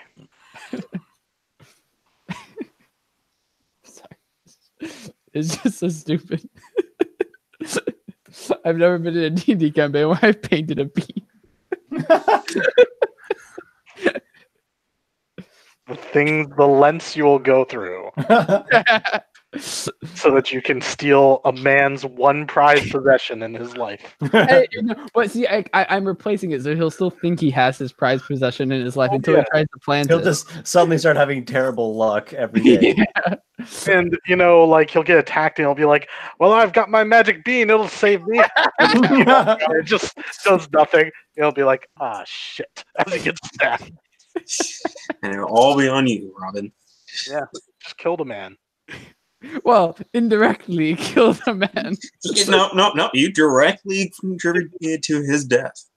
Paint wears off. No, only if he catches me when I'm trying to steal his bean. He wakes up and is like, "What are you?" Slit his throat. Go up to you guys and say, "All right, guys, I know it looks really bad, but I have his magic bean. He might not have living anymore though." Carderock, Quite. what is your passive perception? My passive perception is reasonable, but not great. Actually, no, that's a lie. It's just bad. It's 10. Noxiqual? 12 passive. Drake? 14. Lykar? Very quickly the best. 10. Robin? Where is the passive perception at? It's just 10 plus your perception bonus. skill. Oh, it's just 10 plus perception bonus. Where's my perception? Oh boy. He might have a decent one depending on what he took. Perception, wisdom, 11. 10 plus that. I have highest. Okay. You failed to notice the herd of ogres coming down the road attacking you. None of us noticed. All right.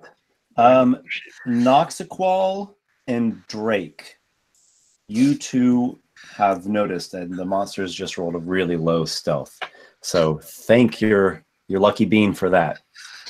I do. All right, so imagine this. You're going down a road, a pretty wide road, a dirt road, of course, wagon ruts and such, and there's this like clopping of the horses and the wagon wheels turning. You are passing like on a verge of a woods to the right-hand side. To your left-hand side, there's a few trees, pretty light. Here and there, a thicket, some grasses, some brush. It's early winter, right? So it's not vibrant green. Things are pretty well turning to oranges and browns, and a lot of leaves have already fallen off of the trees. Noxiqual and Drake, you spot up ahead, 60 feet ahead, in the trees, spiders. Giant spiders hiding amongst the thicker branches and boughs. There are 4 of them. I immediately. Well, yeah, we'll probably go to initiative right now, but go ahead and finish your thought. I was gonna say we need to stop the wagon. Time! Yeah, okay. Yeah, you're shouting for the wagon to stop. Go ahead and everyone roll for initiative. Also, immediately when Noxiqual says that, and I realize like there's something going on, I just get ready for combat. Essentially, like, I'm immediately ready myself. Yeah, there's no joke with this. Yeah, I rolled a bad initial, but it's just an initial. At I least. rolled all right. I got a 15. Yeah, I guess I can type it in the chat. Yeah, I got. Let's see. I'll queue it up. Oh, Drake, you got a bad one too. Oh man. Hard has a 12. Oh man. The 2 people who should have very high initiatives got. Who got the highest? Oh, I think I did actually. I got. Oh wow, I got high. All right. So Nick, I just rolled a 10. I just have +5, so Drake got a 14. What's the highest initiative? 15 me. 15 Drake or 15 Robin? Yeah, Robin. 14 Drake. Yep. Okay. After that, Card 12. yeah. Lykar 8. Noxiqual 5. And snakes have 2. I mean, spiders have 2. Spiders, I bet, have higher. Yeah. Oh, my Lord. Okay. Nox, you shout. Maybe Drake, you do as well. Is that what Drake does? Drake points them out. Okay. So There's danger. literally, I mean, it's just a split second, and you start shouting like "Stop!" like spiders, whatever. And Mateos himself is, he's a bit of an older guy, but he is no stranger to sudden dangers on the road, right? He is an experienced wagon driver. Whoa! Yeah! The horses go completely caught off. Like the horses are shocked by this. Spiders start descending and crawling down. They're up, they start up a ways, maybe 30 feet or so off of the ground in these big trees on the larger boughs. Is this wagon open or is it closed? Like, it'll be inside. Yeah. It's open. Yeah, okay. It's an open one. You all are inside, so you've got a little bit of wall there next to you. Okay. Sorry, continue. I just wanted to check that. Spiders are descending upon the wagon. Let's see. They're bugs, essentially, a giant arachnoid thing. So I don't think they're going to do much other than just go at what's closest. Oh my! I guess that would be the horses. Well, the first spider comes down hungrily towards one of the horses. Makes sense. And it scores a critical hit. Oh my. The spider's massive pincers latch onto the horse's neck, and it bites fiercely. It's deflected by the adamantine armor the horses are wearing. It's okay. Yeah, the horses are in a adamantine full plate barding. The war horses with war spikes on them, so that should be doing damage to anyone who does a grapple attack. All right. And melee attacks in general. Please don't kill our horse. Oh shit. The horse screams and just falls over. I hope that wasn't your favorite horse, Mateus, as I pull my daggers out. The second spider descends in a like manner and bites the second horse. Please don't kill both our horses. That's not as devastating of a bite as the first one. And the horse must make a Constitution check. Saving against the poison, I do think it still takes half damage on a successful save. Indeed, it does. How do people feel about zombie horses? Okay. Next, I'm going to do some random type rolling. So come at us. This will be 1, 2, 3, 4, 5 is Noxiqual.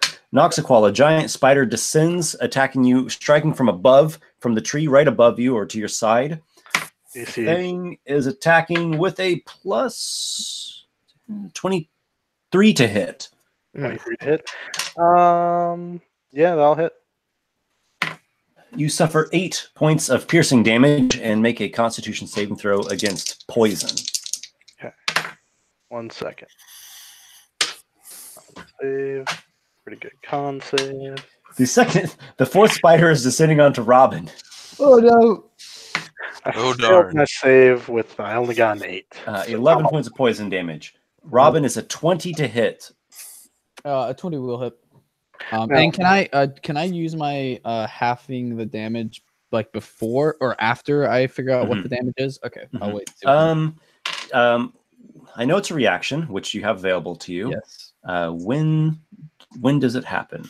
Let's find out. As a reaction, I can half the damage of an attack. Evasion. No, not evasion. Uncanny dodge. I'm assuming when an attacker you can see. Attack. You do it before the damage is rolled, I assume, because when they hit you with an attack, that's when you're reacting. Mm-hmm. Okay. When attacker you can see hits you with an attack, you can use a reaction to have the damages attack. Okay, so you declare when he hits you. How many spiders are there? There are 4 in total. One has taken out a horse. The other one is currently preying upon a horse. One is biting Noxiqual, and one is biting you. I'll go and use my uncanny dodge for that then, since this is the last one. I just want to say you all have 13 temp hit points. We have 13 temp hit points? Yeah, for my inspiring leader. Inspiring leader feat. Yep.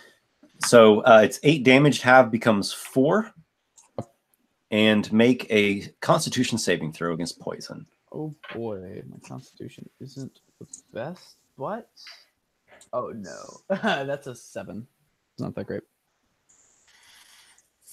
7. Okay, 7 is not a success. You suffer 7 points of poison damage. All right. And so you can act now. The spider is like, it's got these fangs biting right onto you. It's like just right there, like at your shoulder. What do?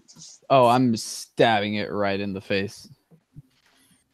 All right, you draw your short sword or Rapier. rapier. Okay. Hiya! Oh, I think I hit. That's, it's plus my dex, so that's 18 plus my dex is a 23. Yes. A very precise attack. All right, and that will be 9 damage, piercing. I believe it's piercing, at least. Excellent hit. Awesome. And Drake. then, yeah, I was gonna use my bonus action to disengage. Disengage. All right. And are you getting out of the wagon? No, I'll actually go over to Mateus and sort of get in a position to sort of help him because he doesn't seem like a fighter, right? No, and he's fairly old. Okay. So he's right there in front of you, and you go and you interpose yourself between him and these monstrous spiders. Yeah. Drake, what about you? Am I able to move without taking any attack advantages by getting up to the front of the wagon to attack? Opportunity attack? Yeah. You could disengage. You would provoke an opportunity attack from one spider.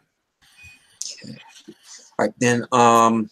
What's the light like in the area? Is it any shadows? It's a bright day. Okay, so that takes that option out. Actually, yeah, nice weather again today. Pretty sunny. Chilly. Needs to be cloudy. I don't even think cloudy would do it. It'd have to be probably nighttime. Overcast. Yeah, I think nighttime. Maybe if it was like dark clouds and raining really hard. Okay, I just want to double check something. Okay, so that takes up an action. Never mind on that. Okay, then Drake's just gonna go after the closest spider. Sure, yeah. There's one right there already within your melee striking range. Yeah, he's gonna start dealing damage to that one. Make my roll. Oh, Esper, was there a friendly person next to the spider I attacked, by the way? Uh-huh. Yeah. I get sneak attack. Okay. Yeah. Surely Surely one of your allies would have been next to you. Maybe it was Drake. Is it cool if I roll my 4d6? Oh yeah, go for it. Yeah. Right, sorry to interrupt you there, Drake. I just completely. No, that's fine. You got a nat 1. Yeah. Few turns. Oh, by the way, actually, I think I killed that spider. 2, 4, 5. It's just 8 extra damage. 8. Okay. Well, you landed a pretty good strike against that spider. All right. And then Drake, you sounded disappointed. I got a nat 1 on my first attack. Indeed disappointed, but you have another attack, I believe. Yes, I got another one. That one's better. Unnatural 20. Hit. Okay. So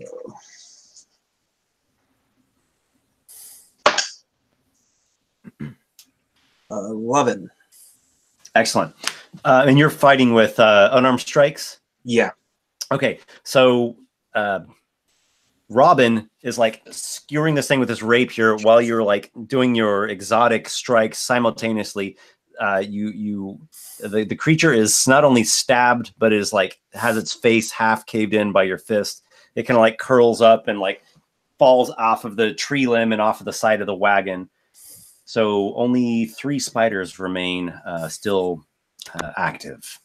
I still have my movement, so with that one dead, would I be able to make it without any attacks of opportunity? Sure, yeah. You killed the one that was threatening you. To a position where I can try to, on my next turn, attack the one that's going after the horse that's still alive. Smart. Okay, so you probably like vault out of the wagon and just like jog a few paces right to this one is like preying upon this fallen horse or the living horse. The living one. I The want to living put a horse. kind of Yep. like that presence of mind that I'm right there. Excellent.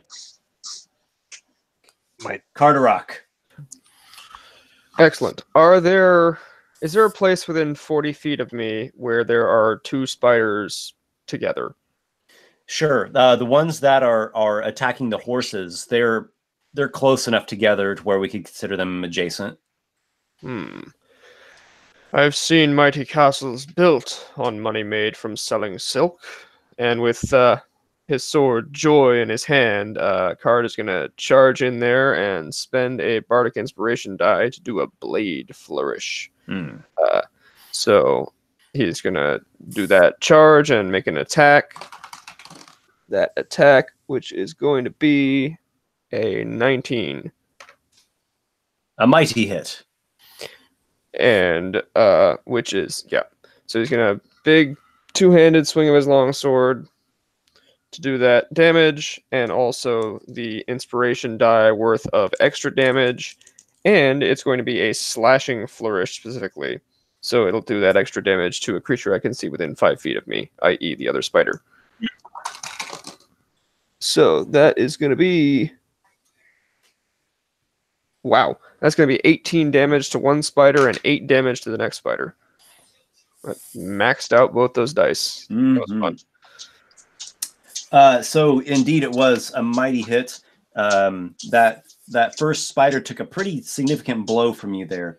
Mateos is he's very upset about the horse. That's falling.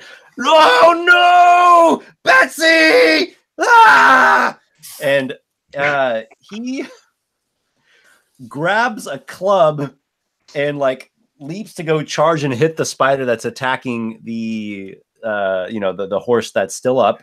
Yes. Also, before the end of Card's turn, I am going to make another attack because I do have an extra attack as a Oh, yes. Well, let's not forget that. Go ahead. So that's not with the blade flourish. That's only one a turn, but that is going to be a 24 to hit. So yep. Yes. And that's just at one target. And that's going to do it an additional 7 damage. Okay, so that one spider that you have focused your strongest attacks onto, it it for a moment you almost think it's going to collapse to the ground. It's oozing out some of its pussy blood. It does not quite fall over, but it's very shaky on its legs. Maybe you've hacked off one of his legs with your cutlass. Longsword. Longsword. Okay, longsword. So Mateos is making a swing with his club, trying to defend his one surviving horse. 11 to hit. Is that going to do it? It does not. All right, the thing evades the swipe of his club. He's not a very powerful combatant, you can tell. Lykar. Okay, there's 2 spiders left? There are 3, though one of them is grievously wounded by Carderock. Okay, the 2... There's still the 2 up by the horses, correct? Indeed. Okay. I think I can do an acid splash on them too, and I get to attack 2 of them if they're within 5 foot of each other. Okay. So I'll give that a shot. All right. What's the DC? Did they make it a dex? I think so. Yeah. Saving throw. Yeah. Okay. The wounded spider gets a 12. The unwounded one, or less wounded one, gets a 21. 22, actually. 12 and 22. No and yes. Okay. Roll that damage. Well, the thing has 1 hit point, so you don't even need to roll it. You melt off part of the spider with this flashing magical acid. It does this weird insecty squeal thing and is all twitching with its legs and stuff on the ground. Well done. Noxiqual. Wait, he got both spiders? Or just the one? Oh, no, the second one saved. Yeah. Sorry. I try to keep these cantrips straight in my head. Noxiqual. All right. There's one spider that hasn't been hurt yet that just bit me. So Yeah, the one that's biting you is unscathed as of yet. Something tells me that's going to change, though. Noxiqual spits out words of hateful magic that wrap a hex around it as a bonus action. And then I'm attacking it with my sword, just hacking and slashing into it. 26. Quite a hit. And then 18. Yes. Okay, 2 hits. Is there any reason to separate weapon damage from necrotic damage? Nope. All right. Is there any reason to not roll this all together? No.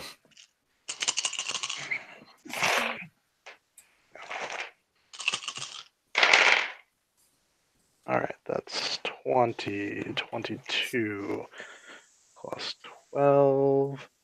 That's 34 damage as he just hacks this thing. You lop the head from the giant spider. A gout of nasty blood, and the thing kind of hangs off the side of the wagon with just its little hairy arms holding on there through, just by sheer merit of their composition. Do you hold your ground? Do you move? I think he's just gonna look at the rest of the battle scene, and he will. There's one last spider, right? Yeah. Yes. Yeah, he's gonna go walking towards it at a kind of serial killer walk. You know what I mean? All right. So you vault yourself out of the wagon and pace up to the spider. It has been met with a terrible and violent reaction from its supposed prey, and is trying to scuttle, scamper, otherwise climb its way out of there. Who is next to this spider? Is this the one that was attacking the horse that was still alive? Yes, you are. So is Mateos. Maybe. Carderock, are you? Did you have to be in melee range of both of them to do your blade flourish? Yeah, I did. Okay, Carderock is there as well. So all three of you have an opportunity attack. Oh my god, this spider is about to get squashed. Esper, I didn't reach it. Yeah, it was just the length of the wagon away. Okay, so yes to an attack. I think I missed. It's 11 for me. Not a hit. Yeah, I think I missed as well. 11. Not a hit. I got a. I can math. 26. 27. Sorry, 19 plus 8. Yes. Yeah. Everyone misses most the definitely. spider. Mateos got a 21 with his club. Oh, Mateos. Whack it. Just so close to a crit. It is for old Betsy! Whack! He does 4 damage to it. I do 8. And Wait. you do 8. 8. Sorry, 16. Or 16. I did add my strength, proficiency, and magic. Yeah, don't forget that. All right. So Mateos whacks thing with its club. It starts scampering away. It's nearly gone, and then you lunge out with this sword you have that can lunge really far. Indeed. And skewer the thing all the way through its abdomen as it's trying to go, and it just it pulls part of its body up the tree, and guts are trailing out behind it as it goes, and then it just dies halfway up there and falls to the ground. God, don't get any of it on you. Oh, Betsy! Oh, why? She was my favorite horse. There might be something that can still be done. It's only been quickly. If someone has any healing skill, check the horse. Does anyone have any healing skill? A healer's kit? I can cast Cure Wounds. Hey. I have a potion of healing. Ah. Yeah, I don't have anything. Act quickly, those who would save the dying horse. I don't want to use my potion of healing on a horse. Wow. Actually, I'm not saying that in game. What a dick. I guess I'd like to lay on my hands on the horse. I have a pool of up to 10 hit points. Could I go over and do animal handling maybe to try and either help the horse or ease its pain some. I just put a hand on your shoulder and like hold you back. Like if you can't do anything useful, just stay back.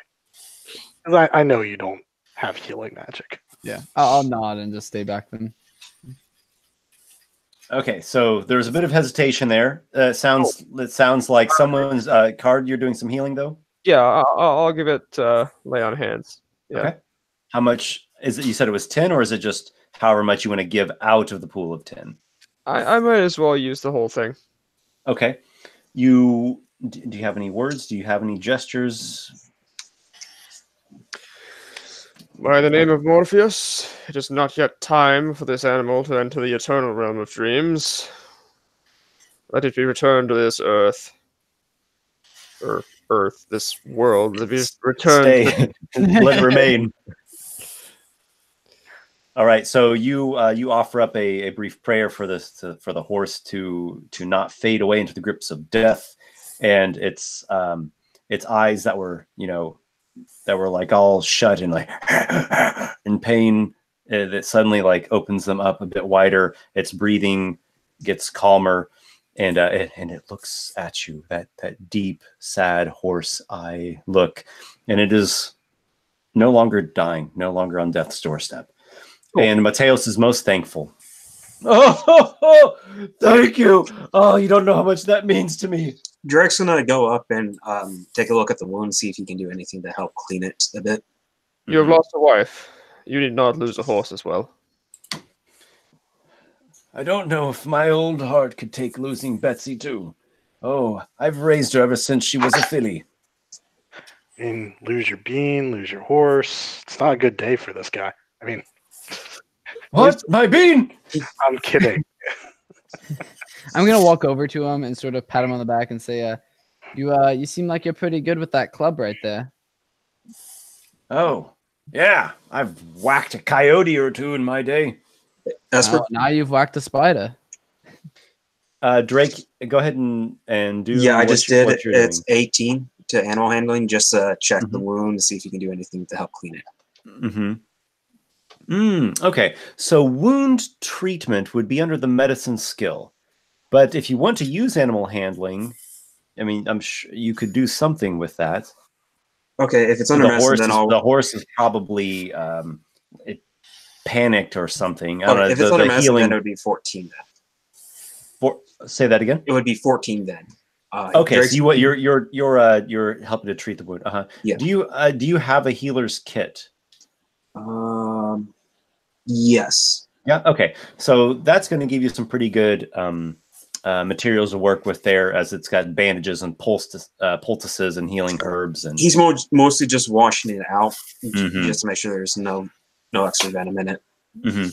The horse has been affected by the spider's venom. It's in pain, but it's much better with that lay on hands. It essentially went from dying, almost dead, to it's going to be okay. It might need to rest a little bit.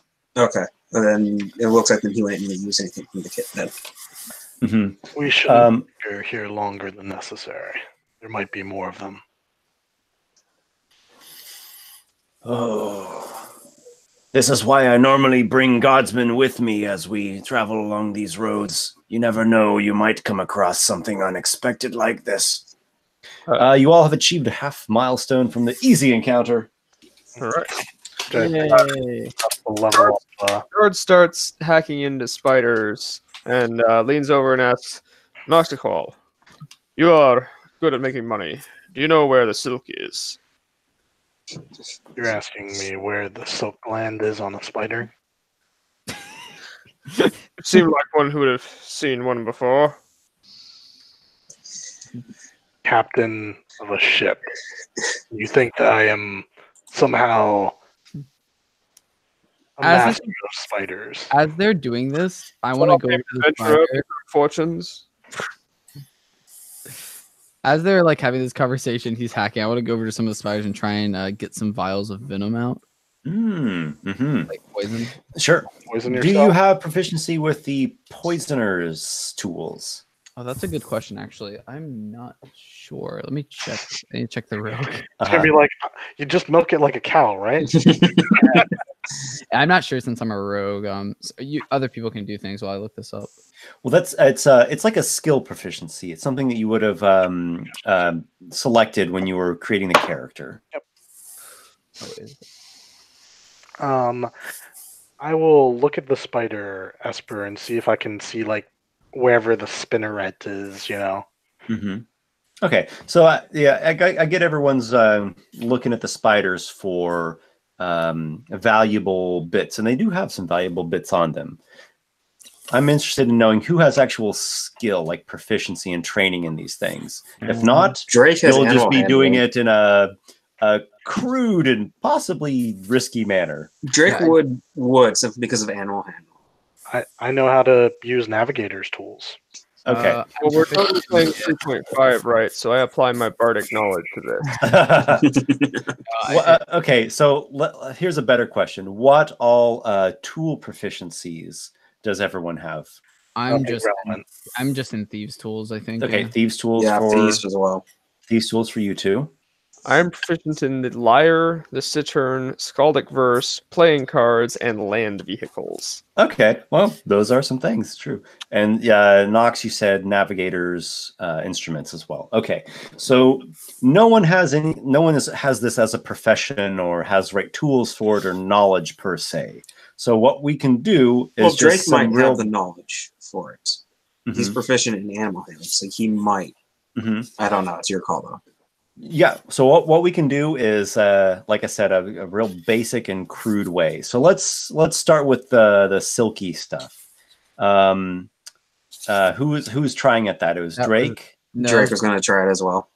Okay. So it was Drake and Noxiqual, but Drake and Noxiqual. Okay. So Drake, make a wisdom check, just straight wisdom check.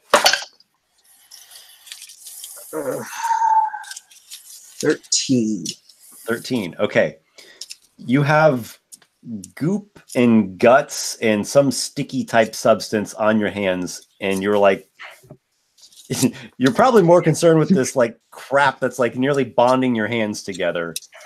Maybe you can salvage something from it. You're not quite sure what it is. That's what you just got out of there.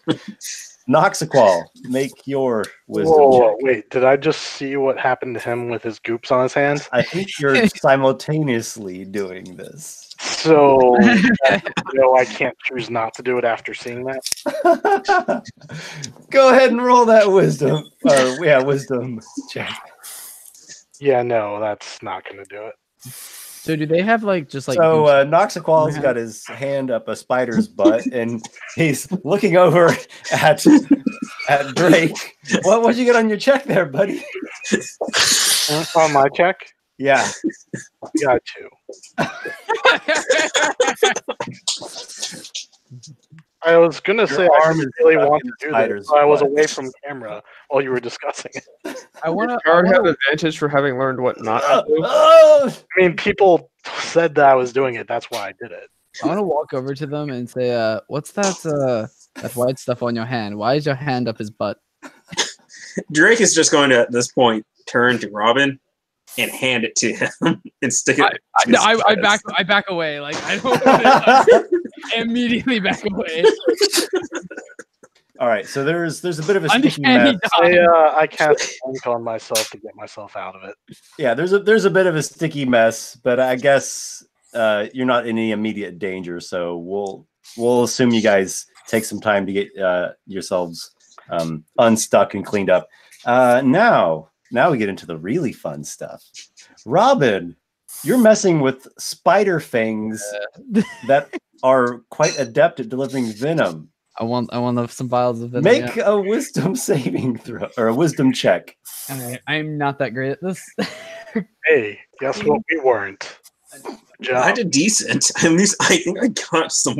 So you specifically wanted to check this out, so take your 11. 11. You hear Robin shout, "Ah!" Make a Constitution saving throw against poison. And for Drake, if you want to note that down, just say glob of spider goo. I didn't get any silk. It seems like some of that in there is silk. I got a 17, Esper. 17. Okay. You say for half damage, 14. So you take 7 poison damage. Okay, so okay. I want to try one more. Can I try one more time? You can try. However, if you fail, you will poison yourself in a like an ongoing poison. Like you'll be kind of with the poison condition for a while. Never mind that. I'm not gonna. He's up the stakes. That's what I like to do with skills. If you want to retry, I'm all game, but we gotta raise the stakes. Yeah, that's fair. What about Lykar? Lykar? Don't do it. Lykar wants no parts of this. Yeah, you don't. I mean, Part of it. Standing there shaking his head. And everybody going, oh golly. Card? Well, he was gonna try and find some spider silk initially, but seeing it all this, He's the one that pushed me into What if does Robin need to be healed? Is that where this is going? I'm No. only missing 5 HP. It's fine. Oh, okay. Yeah. Yeah. Card's gonna get back on the wagon and start talking to Mateus about meaningful things like land vehicles. Sure. You have a nice conversation with him about wagons and carriages and axles and wheels and such. It's a technical conversation, right? A real man's conversation. 2 full cubits wide, your wheels. Yes. It's a very nice width. And of course, there's got to be the obligatory, him talking about which one he thinks is the best, and if he had the money, he would get this. And the immediate concern is really just to kind of like get the horses down the road and away from the spider's nest, and to rest them for a bit. They need to be watered. Especially Betsy needs to recover. So, who is up for a short rest? Yeah, sure. I'll ask him. Is this going to significantly delay our arrival?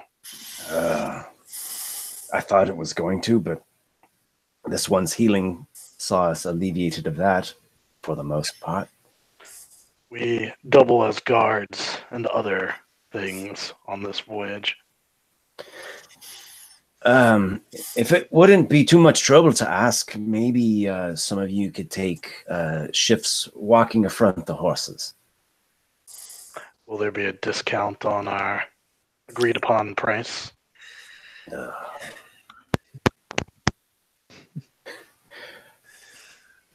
You would do it out of good sense and kindness of your heart? Persuasion check? Yes. Let's make some critical on his persuasion. get critical. Mateos has a 20 persuasion. All right, let me see what I get. Yeah, right here, right there. It's not a 20. So yeah. You see the wisdom in his words, and truly. And I kind of nod and say, "You do make a good point. I'll take the first watch." As the captain does that, I'm gonna sort of like nudge the other players and say, "I think the captain's getting soft, guys." I heard. I said, I think your brain is getting soft.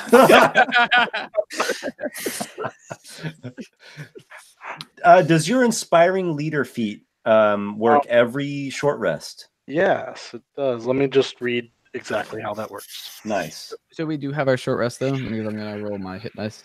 I'm gonna roll the wonderful D20 of fate, but most likely it should be fine, right?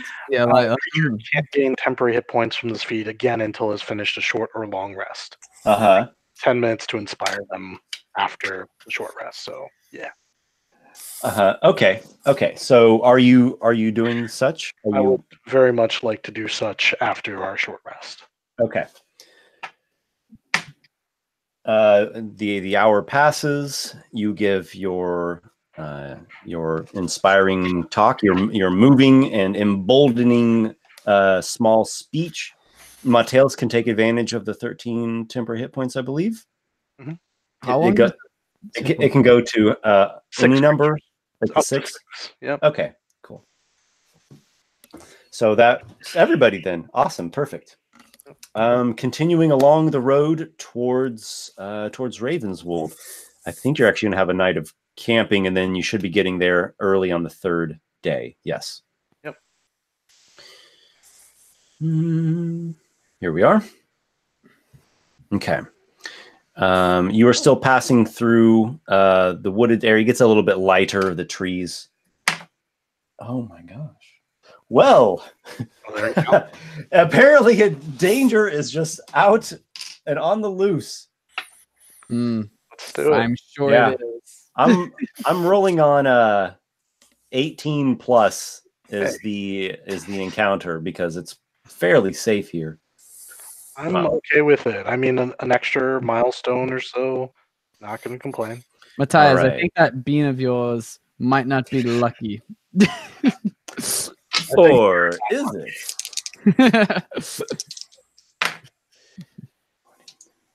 Okay. Perhaps Bear with it's me for a actually moment, gentlemen. Roman who's unlucky.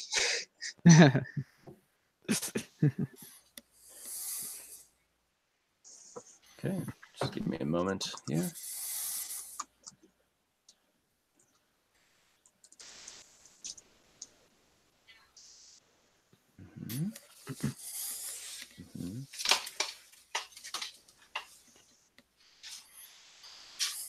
Okay.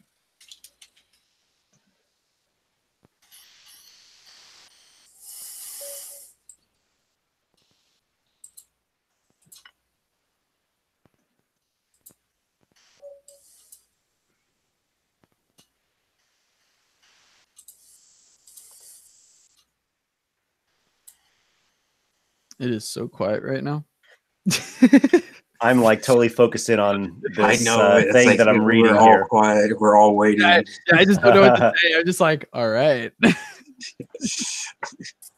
Reminds me of this feed I watched of someone running a D&D game. It was right before combat, and he's like, okay, it's combat music time. He's searching for the music, and all the players started making like sounds with their mouths. All together, it like combined into this crazy like music. And then it just stopped as soon as the DM like was like laughing at that. Exactly like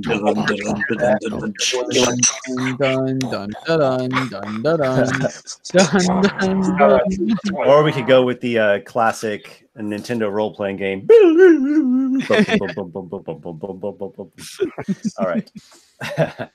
Esper now providing the music for the session. Yeah, I think the combat music should be- we talked about how much we'd wanted to have music in this, and that's our solution. We just have to make it ourselves. Did you ever see that guy on YouTube called Smooth McGroove? Yes, that dude's awesome. Yeah, he's really cool. I think I think the music should be He does all acapella. acapella is so cool. Yeah, Yeah, but he does like Nintendo video games and things like that. Oh yeah, I've seen him. Covers.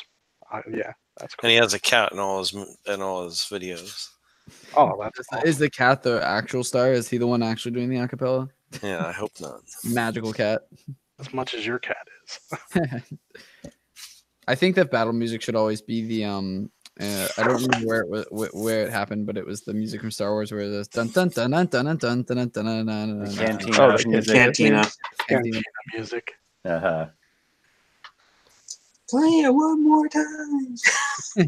I think I was looking for battle music for a dramatic scene for my Monday game, and the closest I could come, because they're going to have this encounter where they have a showdown, was something from Undertale. Oh yeah, Undertale has some good stuff. Yeah, it was one of the songs from it that I was just like, this will pump them up a little bit and get them excited. Like it's a tense moment. I use a lot of like Hobbit and Lord of the Rings music for like when my players are traveling or when they're like in like taverns or inns and things like that. Like or like I actually recently they had like finished this big thing where they like saved the princess and like she was safe and stuff. So like the next session I played like this really like happy Hobbit music and it was really really awesome. Nice. So the encounter is going to occur while you make camp. Oh Yes. Wait, does that mean that I don't get my hit dice that I rolled? No, you get them. Oh, I get. Okay. Just checking. Mm-hmm. Happens Oh, at the we're end. making camp. Oh, we're making camp again. Oh, I see. So yeah, we had at least the equivalent of a short rest. Is that what Right. This is going Alright. to occur tonight when you make camp. All right. Let's This do is it. the second camp. Okay, cool. Gotcha. Dragon! I know why Drake's excited because it's dark. All right. So everyone has taken already got the benefits of the short rest. 10 hit points. So this is a bit scary for common folk to sleep out in the wilderness because it's full of danger and monsters. But you take the wagon, or rather, Mateos takes the wagon. You've recently passed by a crossroads, and just after the crossroads, he takes the wagon off the side of the road, unlashes or what do we call this? Frees the horse of their reins. Has the horses, lashed up some trees and they can graze. They have a little bit of water they can drink nearby. You guys get a little campfire going. Does anyone have any other specific camping techniques that they employ, or is it just going to be just sleeping on makeshift mats or like little mats? He probably has some mats, right? That he's some little basic. Are there any trees? Coarse blankets. Are there any trees? Yeah, because Drake will just sleep in a tree. Yes. Yeah. Okay. You're still in this lightly wooded area. Okay, then Drake's just gonna hop up into a tree. Mm-hmm. I'll just be like, Wouldn't he be cold? It's in winter time night. He's got a blanket that he's gonna wrap himself up with. He's a man in a tree. Okay, so you go up in the tree. You wrap yourself in a blanket up in the tree to try to stay warm. I think everyone else probably will be by the campfire for warmth. Yes. yeah, Definitely. absolutely. It's that cold. Mhm. Especially at nighttime, it gets even colder. Yeah, it is quite cold. Okay. While we're over the campfire, and we're like warming my hands. Noxiqual, would you like to hear my story from the lusty mermaid? No.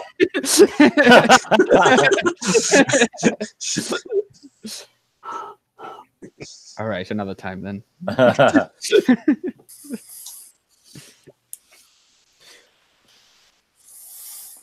Drake. Bird sitting in Yes.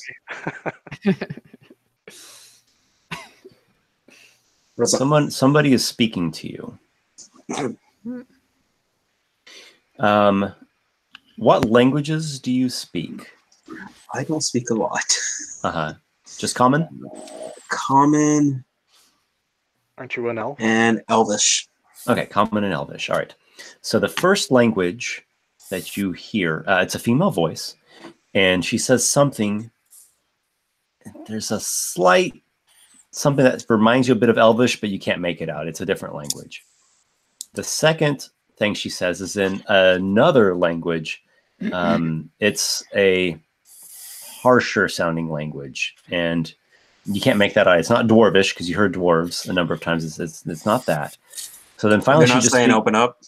No, not well. Maybe you can't. You don't understand.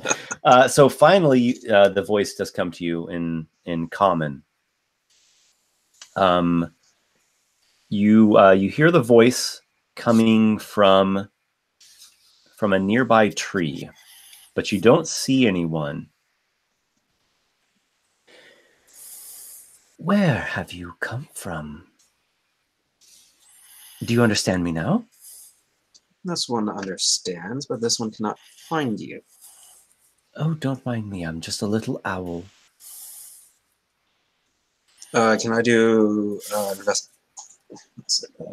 perception to see if you can spot the owl? Okay. Nat 20.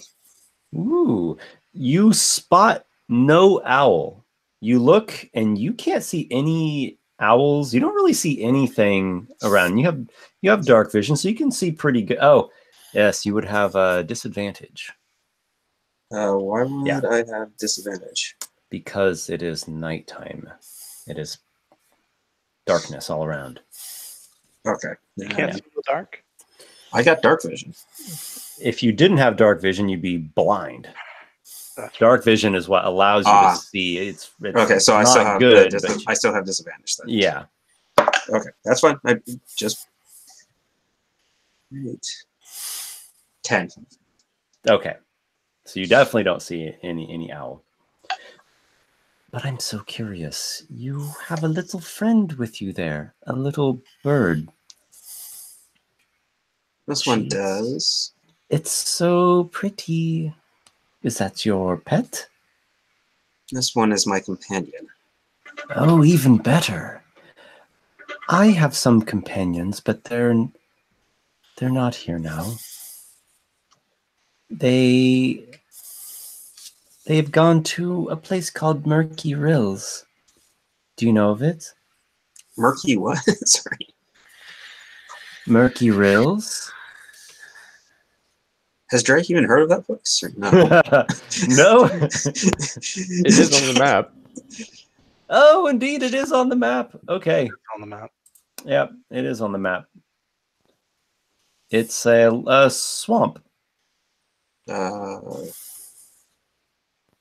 Yeah, you passed by it actually. So we yeah, passed by it. You just passed by Murky Rills. Right. Okay. Very good. This one passed by it the other day. Did you go to the secret playground? This one did not. That's where they make all the flying shoes. I would like to show you. This one is tempted, but this one must remain with his group.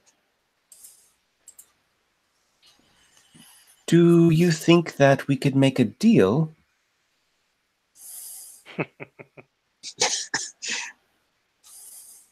What is this deal that you wish of?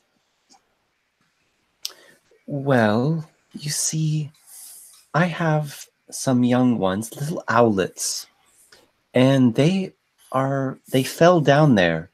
They fell down the well, and they're in the secret playground. If you could get them out, I would help you steal some flying shoes. This one already has a pair. What? I don't believe you. Drake pulls out one of them from the bag of holding. Oh, well, I'll be a crow. Okay, well, it was nice chatting with you. Have sweet dreams. Stay warm. Your flying shoes are gone in the morning. Drake's gonna hop down and head to the group and give them heads up that someone just made contact with him. Can you tell us about the flying shoes? He leaves the flying shoes out. And that's how we lost Nick's character. Those shoes are cursed for you, Nick. So Drake informs everyone that someone just talked to him out in the trees there. Yeah. That's odd. Let's do a perimeter, check. And this one did not see anything, but this one seemed to be blind. Wrap my cloak around me, and I just kind of do a walk, out in the dark, just a little ways over where Drake was. Or All right, so you circle around. Are you looking, trying to spot anyone out there or spot some creature? The voice said it was an owl, so. Well, Drake also says the voice mentioned a crow as well, so possibly some sort of bird. It sounds like a fey creature to me, honestly. That is a good supposition, says Mateos. Would make sense. Don't trust it. It's cold. Yeah, I just want to take a look around, see if it's hanging around, if it tries to contact me. And if not, then I'll head back to the campfire after. Okay. Do you want to make a perception check? Sure, I'll make a perception check. I don't expect to see anything, but I'll make it. Okay. Yeah, no, I've only got a 6. Not been hot. And you will have disadvantage as well from all the darkness. Well, still a 6. Okay. Yeah. Well, 6 isn't gonna see much anyways. So, no, there's nothing obviously there. Nothing apparent. Nothing contacts you either. The night is a pretty quiet one. There's a breeze, not a strong one. Here and there, there'll be maybe a sound of an animal at night, but not much. The loudest noise is probably just rustling of dead leaves in the breeze. The campfire is snapping and popping. Drake, do you continue sleeping in the tree? Or I guess resting in the tree? You're muted. You're muted, Drake. Sorry. Yeah, Drake heads back, but he's going to hop into a different tree this time to see what happens. Okay. It's pretty cold. Are you comfortable? I mean, obviously you're not comfortable. Are you okay with that? Drake's fine with it. It's discomforting, but he pushes through it. Okay. So everyone is trying to get some rest. Do you take shifts? Do you take watches? Yes. I would assume so, yeah. Sure. Okay. It is currently Robin's shift. Everyone else is asleep, and then Drake would be in his trance. Meditation. Yeah, his trance-like state up in the tree. Yeah. Robin. Oh God. This is you're on watch, and you hear a quiet voice. Hoo hoo hoo! Another elf. Hello. Good evening. Hello? Who's there? Why can't I see you? I'm just a little owl, and owls are hard to see. I see. Don't you wish you were an owl? Well, I kind of like having opposable thumbs and legs, but I would like to fly. That'd be nice. Yes, if you were an owl, you could fly. Wouldn't it be even better if you could be a person and fly? Put my my hand on my chin. Yes, it actually would. I used to have some flying boots. Actually, they were stolen from me. Oh, they were stolen from you. Yes. Then the thief might be one of your own friends. The elf up in the tree has your boots. I'm gonna look up where Drake is sitting. I would say, that'd be quite interesting. I can help you get them back. How so? Well, all that we have to do is just work together. Are you for that? Well, I don't want to hurt anyone. These are my comrades. Well, I understand that. But you could find new comrades if they ended up rejecting you. You could fly away. I'm gonna ponder it for a minute. I guess look in. Is the voice coming from a direction? It is. Yes, okay. It's coming from essentially ahead of you. Oops, essentially from ahead of you. I'll look in the direction. I'll say, well, so far, they've done nothing wrong to me, so I have no ill will to them. But you, on the other hand, don't even show yourself. But I'm an owl. What owl shows herself? Don't you know what an owl is? I'll say, perhaps you can. I'd love to. I'll say, yes, I can be quite shy sometimes myself. I'd love to meet you, though. Perhaps I can introduce you to the party. I'm going to start walking back to the campfire. Mm-hmm. Yeah, you're already right there by the campfire. Oh, okay. I'm gonna start going to like indicating I'm gonna wake up Noxiqual. No, don't wake him up. No. I'll stop. I'll say, why shouldn't I wake them up? I mean, I'm sure they'd love to meet you. They won't understand. They're not of your kind. I'm only talking to you and the other elf. Oh, that's what's the elf stuff. Why do you have an interest in elves then? Because we're more fun. Boring humans. That can be quite a drag sometimes. How about this? Let me go get Drake then, the one that you recently talked to, and perhaps we can see you together. Oh, okay. Here we go. I think this could be perfect. It'll be like a trick, like a game, right? So get him, bring him over here, and you distract him, and I'll take the flying shoes, okay? And then meet me out in the woods after that. And I'll give them to you. And I won't ask much in exchange. Mostly I'm just doing it for fun. What are you asking for in exchange, though? Well, what about you tell me what are you all carrying here? Are you merchants? What do you have? We're just traveling merchants going to another town. I don't really want to disclose any more information than that, though. You're heading to Ravenswold. I think that's perfectly obvious. What kinds of things do you carry? You all look like you have armor and weapons. And are you wizards? Are you? I'll say, I don't think I have any reason to divulge any more information to you. You haven't even told me your name, or I haven't even seen you. My name is Belle. Well, nice to meet you, Belle. Perhaps you could reveal yourself to me. Okay. It's really dark, so just get like a little torch or something and bring it ahead. You'll see me. Where is ahead exactly out of game? Is that like into the woods? It's not a forest in the sense of thick woodlands, but there are some trees. So we'll say a light, scattered thickets and light trees. So pretty much any direction you're going to have that kind of terrain. It's winter time, so most of the leaves have fallen, though there are also quite a bit of coniferous trees. I guess I've kind of spaced that out in my description as well. There's plenty of spruces and cedars and pines and stuff.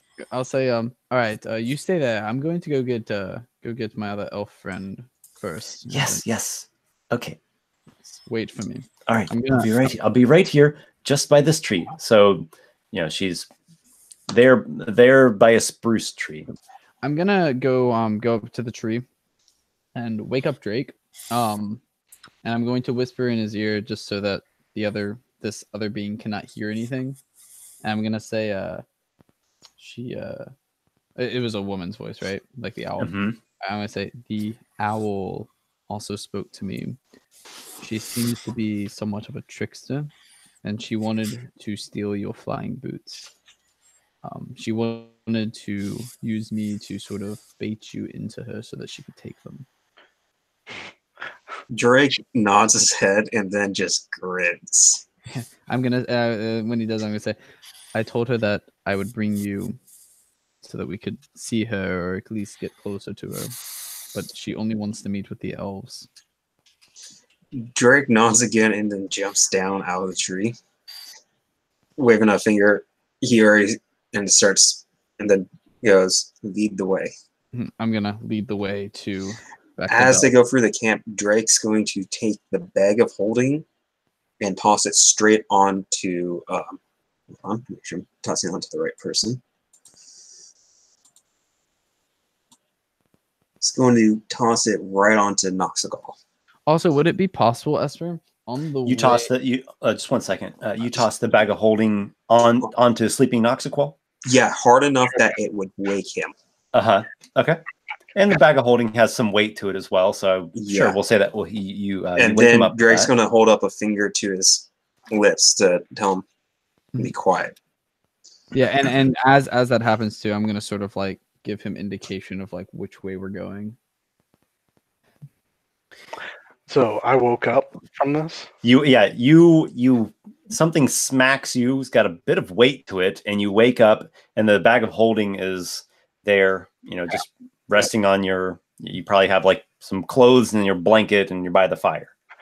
What did I tell you about waking me up? I'll kill you. I'll kill you all.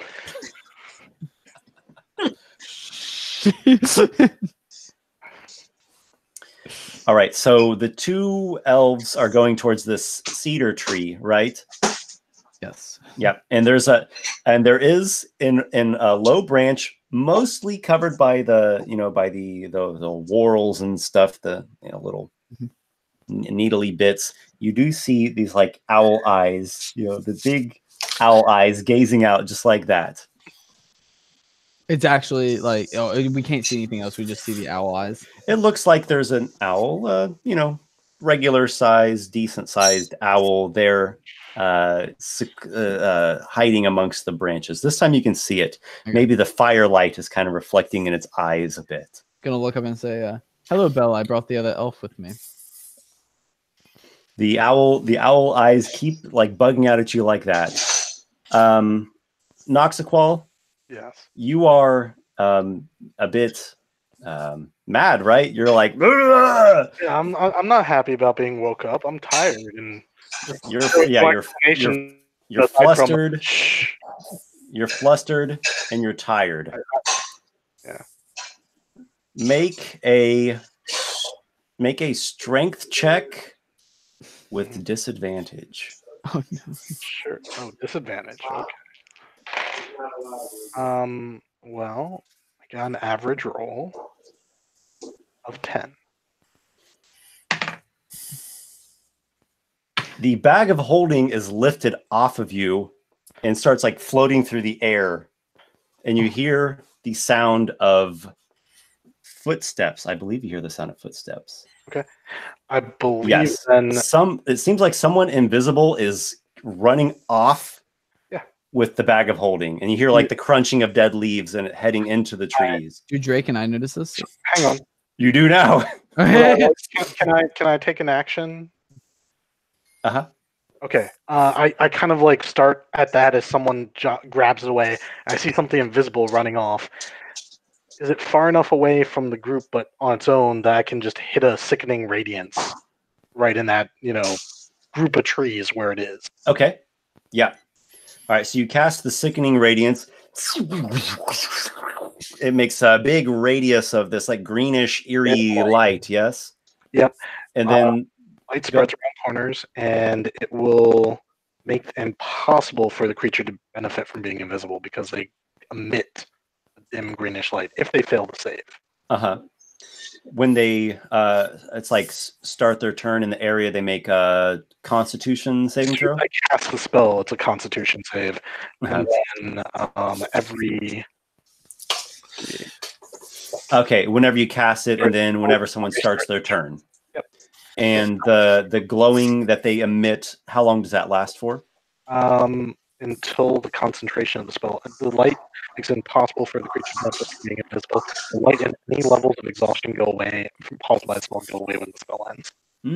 Yes, it exhausts as well. That is a good spell. I love this spell. Okay. Is that one from Xanathar's Guide to Everything? It is. Yeah. Cool stuff. It really gave me a new tool in my toolbox. All right, so Drake also sees this going on, right? Yes. So he's going to pull out the shuriken and throw it at the allies if he can. Okay. Wait, what are you doing? So you're throwing the shuriken. Just pause that. We'll get right back to that.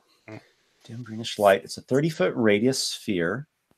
When a creature moves into the area for the first time or starts its turn there. Okay, so just when so it won't happen now when you cast it, but when it starts its turn, it will. Really? No, I thought it did happen when I cast it. When a creature moves into the spell's area for the first time in a turn or starts its turn there, it makes a con saving throw. It has to succeed on a con save or take 40-10 radiance, get a level of exhaustion, and emit a dim greenish light in a 5-foot radius. Makes it impossible for the creature to benefit from being invisible. The light and levels of exhaustion caused by the spell go away when the spell ends. Drop it right in front of it so he runs right into it. The radius is like encompassing this invisible creature holding the bag. And so basically when she starts her turn, she makes her saving throw. Yeah, sure. Yeah. Okay. DC, it's going to be 17, I believe. Let me double check. Fail. Total fail. All right. So go ahead and roll the damage. Oh, well. And I haven't forgot about the shuriken. You're good. Also, as this is happening, I just want to like look at Drake, who threw the bag of holding away from him, and just like glare at him. Uh-huh. Oh, 40-10. 40-10. Yep. For a second. Yep, D10s. Oh boy. Well, that's a lot of damage. Uh-huh. We're looking at 30 radiant damage. That's pretty good. Okay. Got a 10, a 9, an 8, and a 3 on the dice. All right.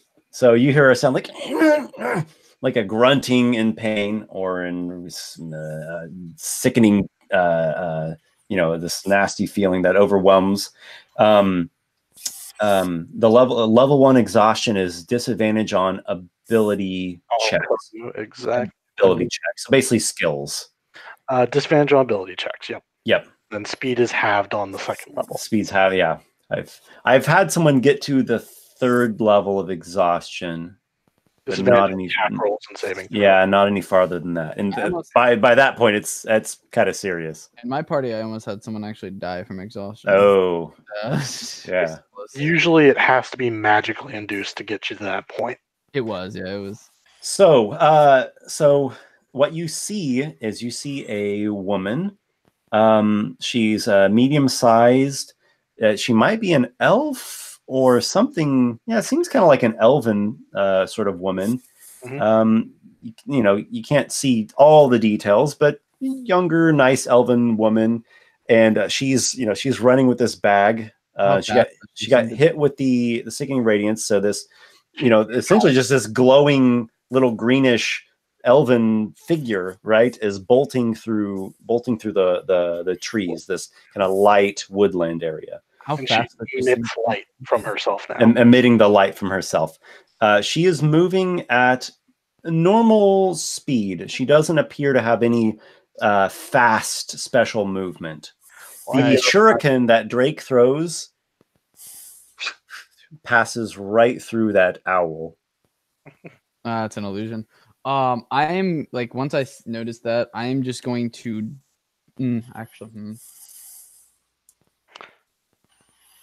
I want to yell out and try and intimidate the person running away, mm-hmm. and threaten with death or maiming or any of those kinds of things to tell her to basically stop where you are and give us the bag back. Okay. So you commence with your yelling and your death threats. Carderock and Lykar make perception checks with disadvantage. All right. There's a bunch of light now from this spell. I got a 19 and a 9, so I got a 9. 9. Would I also be able to start running after while also doing the intimidation, Esper? Hold on a sec. Lykar? I got an 18 and 11. Okay. Lykar, you awaken out of the grogs of slumber to the sound of Robin yelling. Carderock is still sleeping. Drake's going to start running after the woman now. And Drake is okay. So Drake is starting to bolt. Let's do the intimidation check for Robin. Okay. It's charisma. I don't have proficiency in this, but I have decent charisma. That is a 13.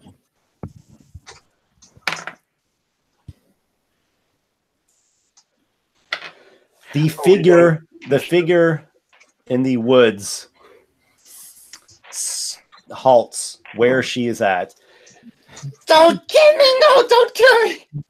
Yeah, when she does that, I'm gonna dash forward after her, or not dash, but sort of like get to her and tell her just to not move, and we won't hurt her.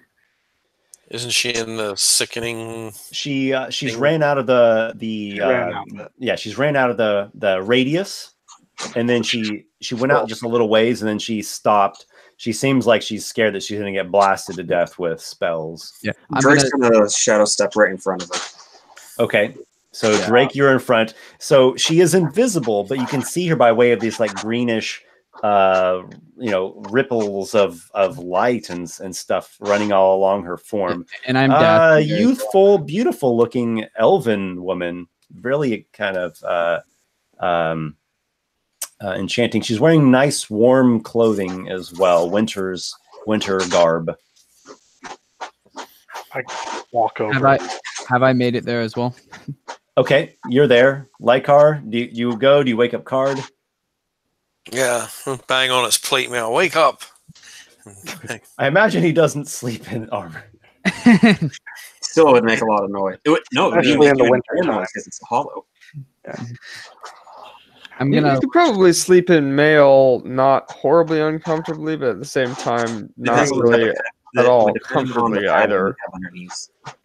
Dude, that would leach so much heat away from your body. I'm Not if you gonna. had padding underneath it. You would have to wear some sort of padding, otherwise it would Doesn't mail. matter. Yeah, we we usually wear gamison under Yeah. the plate mail. Most Anyway, of The them meaning of the word chafing. Well, we can talk about the particulars of that later. I think just like the baseline 5th edition rules as is, you can sleep in no armor or light armor. Yeah. Anyways, Or I guess benefit from a rest, right? I- All right. So you all then, right, have gotten up to this glowing elven woman. She kind of like has her hands up. She's dropped the bag. She's like, okay, it was just a trick. Just let me go. All right. Drake picks up the bag. I Yeah, level my sword at her. What is the meaning of this? Disturbing my sleep. I'm gonna put my hand I don't like. want to disturb your sleep. It's okay. I'm gonna No. go now. Just let me go. If you move another foot, I will have your head. I'm gonna look down at her and look back at Noxiqual and say, Noxiqual. I think she's just a little scared here. I told her that we wouldn't hurt her if she surrendered. She And should she be scared. You said that. I didn't say that. Fair, but I believe as a great captain, you would like to at least somewhat honor some words that we've given. She gave the bag back. You don't speak for me. I'm going to make that real clear right now. Fair enough. But I'm gonna be like, is she still invisible? Yeah. Yeah. I'm gonna tell her to show herself. Say that again. I'm gonna have her show herself. Ah. Okay. Okay. I'll cease the invisibility if you cease this nasty burning spell. It's not burning you at the moment. Yeah, we're not gonna cease that. Yeah, I'm gonna look at her and say, listen. She screams in the direction of Noxiqual. I said, sir! Make a wisdom saving throw. Sure. And then I'm going to attack her. Just letting you know my intent. Nat 20 on the wisdom save. Woo! Okay. There's something that like assaults you about that scream, but you withstand it. She tries to run, right? Say like this was her turn, right? She starts to run. You all can make opportunity attacks. Yeah, right when I see her Drake's doing that, gonna. I'm attacking immediately. He's also going to go for a stunning strike. Okay. I don't want to kill her, but I kind of want to kill her. I want to question her. I think I missed. I got a 4. Plus whatever. All right. Miss. A 14. Yeah, 12. That's going to be a miss, probably. 14 does not hit. I got a high one. Just an attack of opportunity. I'll get her on my next turn. I got 22.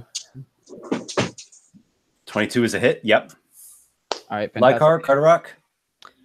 Attacks of opportunity. Yes. It's how far away? You should be right next to her. Within melee reach. Yeah. Yes, absolutely. That is going to be a non-natural 20. Mm-hmm. So Card and I hit her, Mm-hmm. and this would be sneak attack, correct? Yep. Okay, fantastic. Got allies all next to her. Oh boy, I'm going to do 17 damage. All right, 17. Well, This was so close that bad rolling was almost gone. I'm doing 24 damage. Ooh. Sneak believe me, attack. Esper. There's very few things I can do against invisibility. This is my only spell. All right. So, yeah, I'm just gonna call it here. She's not gonna survive this. She does a few hit points left. You guys are gonna all take your turns. Yep. So you all otherwise stab, slash, and take her down.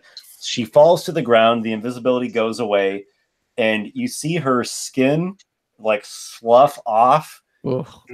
And she is a disgusting green-skinned hag. Hag. Nice. I'm gonna look at that as I wipe my rapier off and say, she looked a lot prettier before then, and then put my blade away. I once spoke to a dwarf who had some words about one like this. He said something to the effect of, "Oh, don't you go out into those woods. There are weird green women out there." Wait, I have a Kiddish flashback. Yeah, he's like channeling Kimmish. Oh God, where's Kiddish?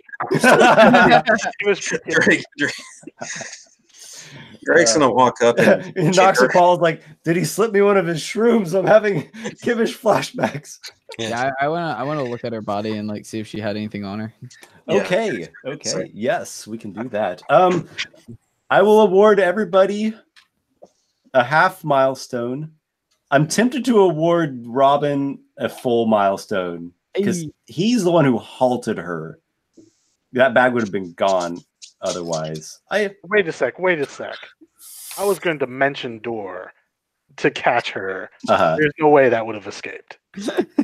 Drake was That's also what I was going to actually thinking of doing. All right, the full milestone's been vetoed, Nick. Sorry, everyone gets a half milestone. I hope you all die next time. Hey, you survived the session. Survived the session. Glad Oh that you God. survived. Don't begrudge like that. The curse has been broken. No, I think we figured it out. It's those damn The boots. shoes. It's those shoes. The session that you get those. That's when the anvil will drop. All right, so Robin's sticky fingers like went to search the body. Drake's is doing it as well. Drake is as well. Oh, Yeah. Okay, is anyone else getting into ravenous body looting mode? I mean, I'll watch what they pull off her. I don't Okay. feel the need to put hands on her. I'll talk with Noxiqual while watching. Okay. As I'm doing this and I see they're watching, I'm gonna say, enjoying the show, are we? So Drake and we'll do a contest of investigation. Drake and Robin make investigation checks. Whoever wins is the one who finds the whatever it is. Oh, damn, this is going to be hard. I got a 7. I got 17. Drake, So I win? Drake, you are. Oops, whoa, you are successful. I'm happy 17. it's Drake. Okay. In that case, Drake, roll a D percentile. Okay. The right dice. 58.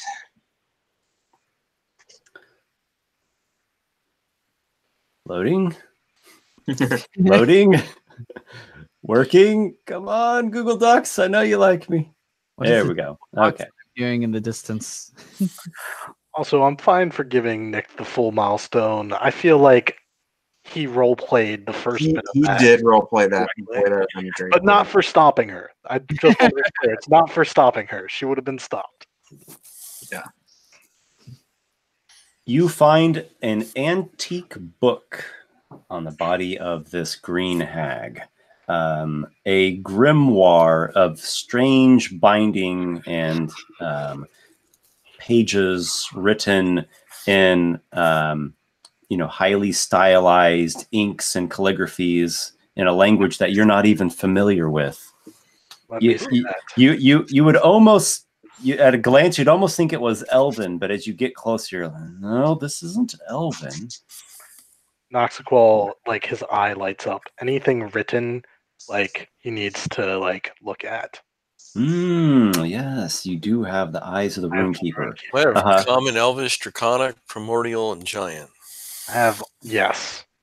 It is not that. Someone had guessed she was a fey creature, which is true. So that might clue you in as to what the language is. Is it Sylvan? Yeah. Warsor and I are on the same page. Sylvan. All right. So I say let's pause things here. We can start off next session with looking into this strange book, and that'll give me a moment to give me some time to brew something up. Which is good. Wait. Could I end it by looking Is at there- Drake as he has the book and say, "You may have that book, but I think we have something to discuss. You have my boots." Wow. The fear on this guy. So it's a cliffhanger, everyone. Drake holds up the fingers to do the snap. Wait. Can we kill him before the session ends? Yeah. What? Turn invisible. Run away. Cast Snap. Sickening Radiance. Everyone who's been following and watching along, thank you so much. Whoever makes the next comment, I will send a free little. Okay, there it is. Bad mime. All right. Bad mime, send me an email. I'll send you. My address is esperthebard@gmail.com. Just send me a little email saying hi or something, and I'll get you like a drawing or a little dungeon map I've done, or just something, some little free thank you for following along and showing some support to our campaign. All right, everybody, thank you so much for the great session. We'll pause things there and we'll pick it up next time. It was another great one. That was so much Yeah, fun. it was great. I had a lot of fun. Thanks, Esper. All right, Yeah, thanks a lot, guys. Yeah. And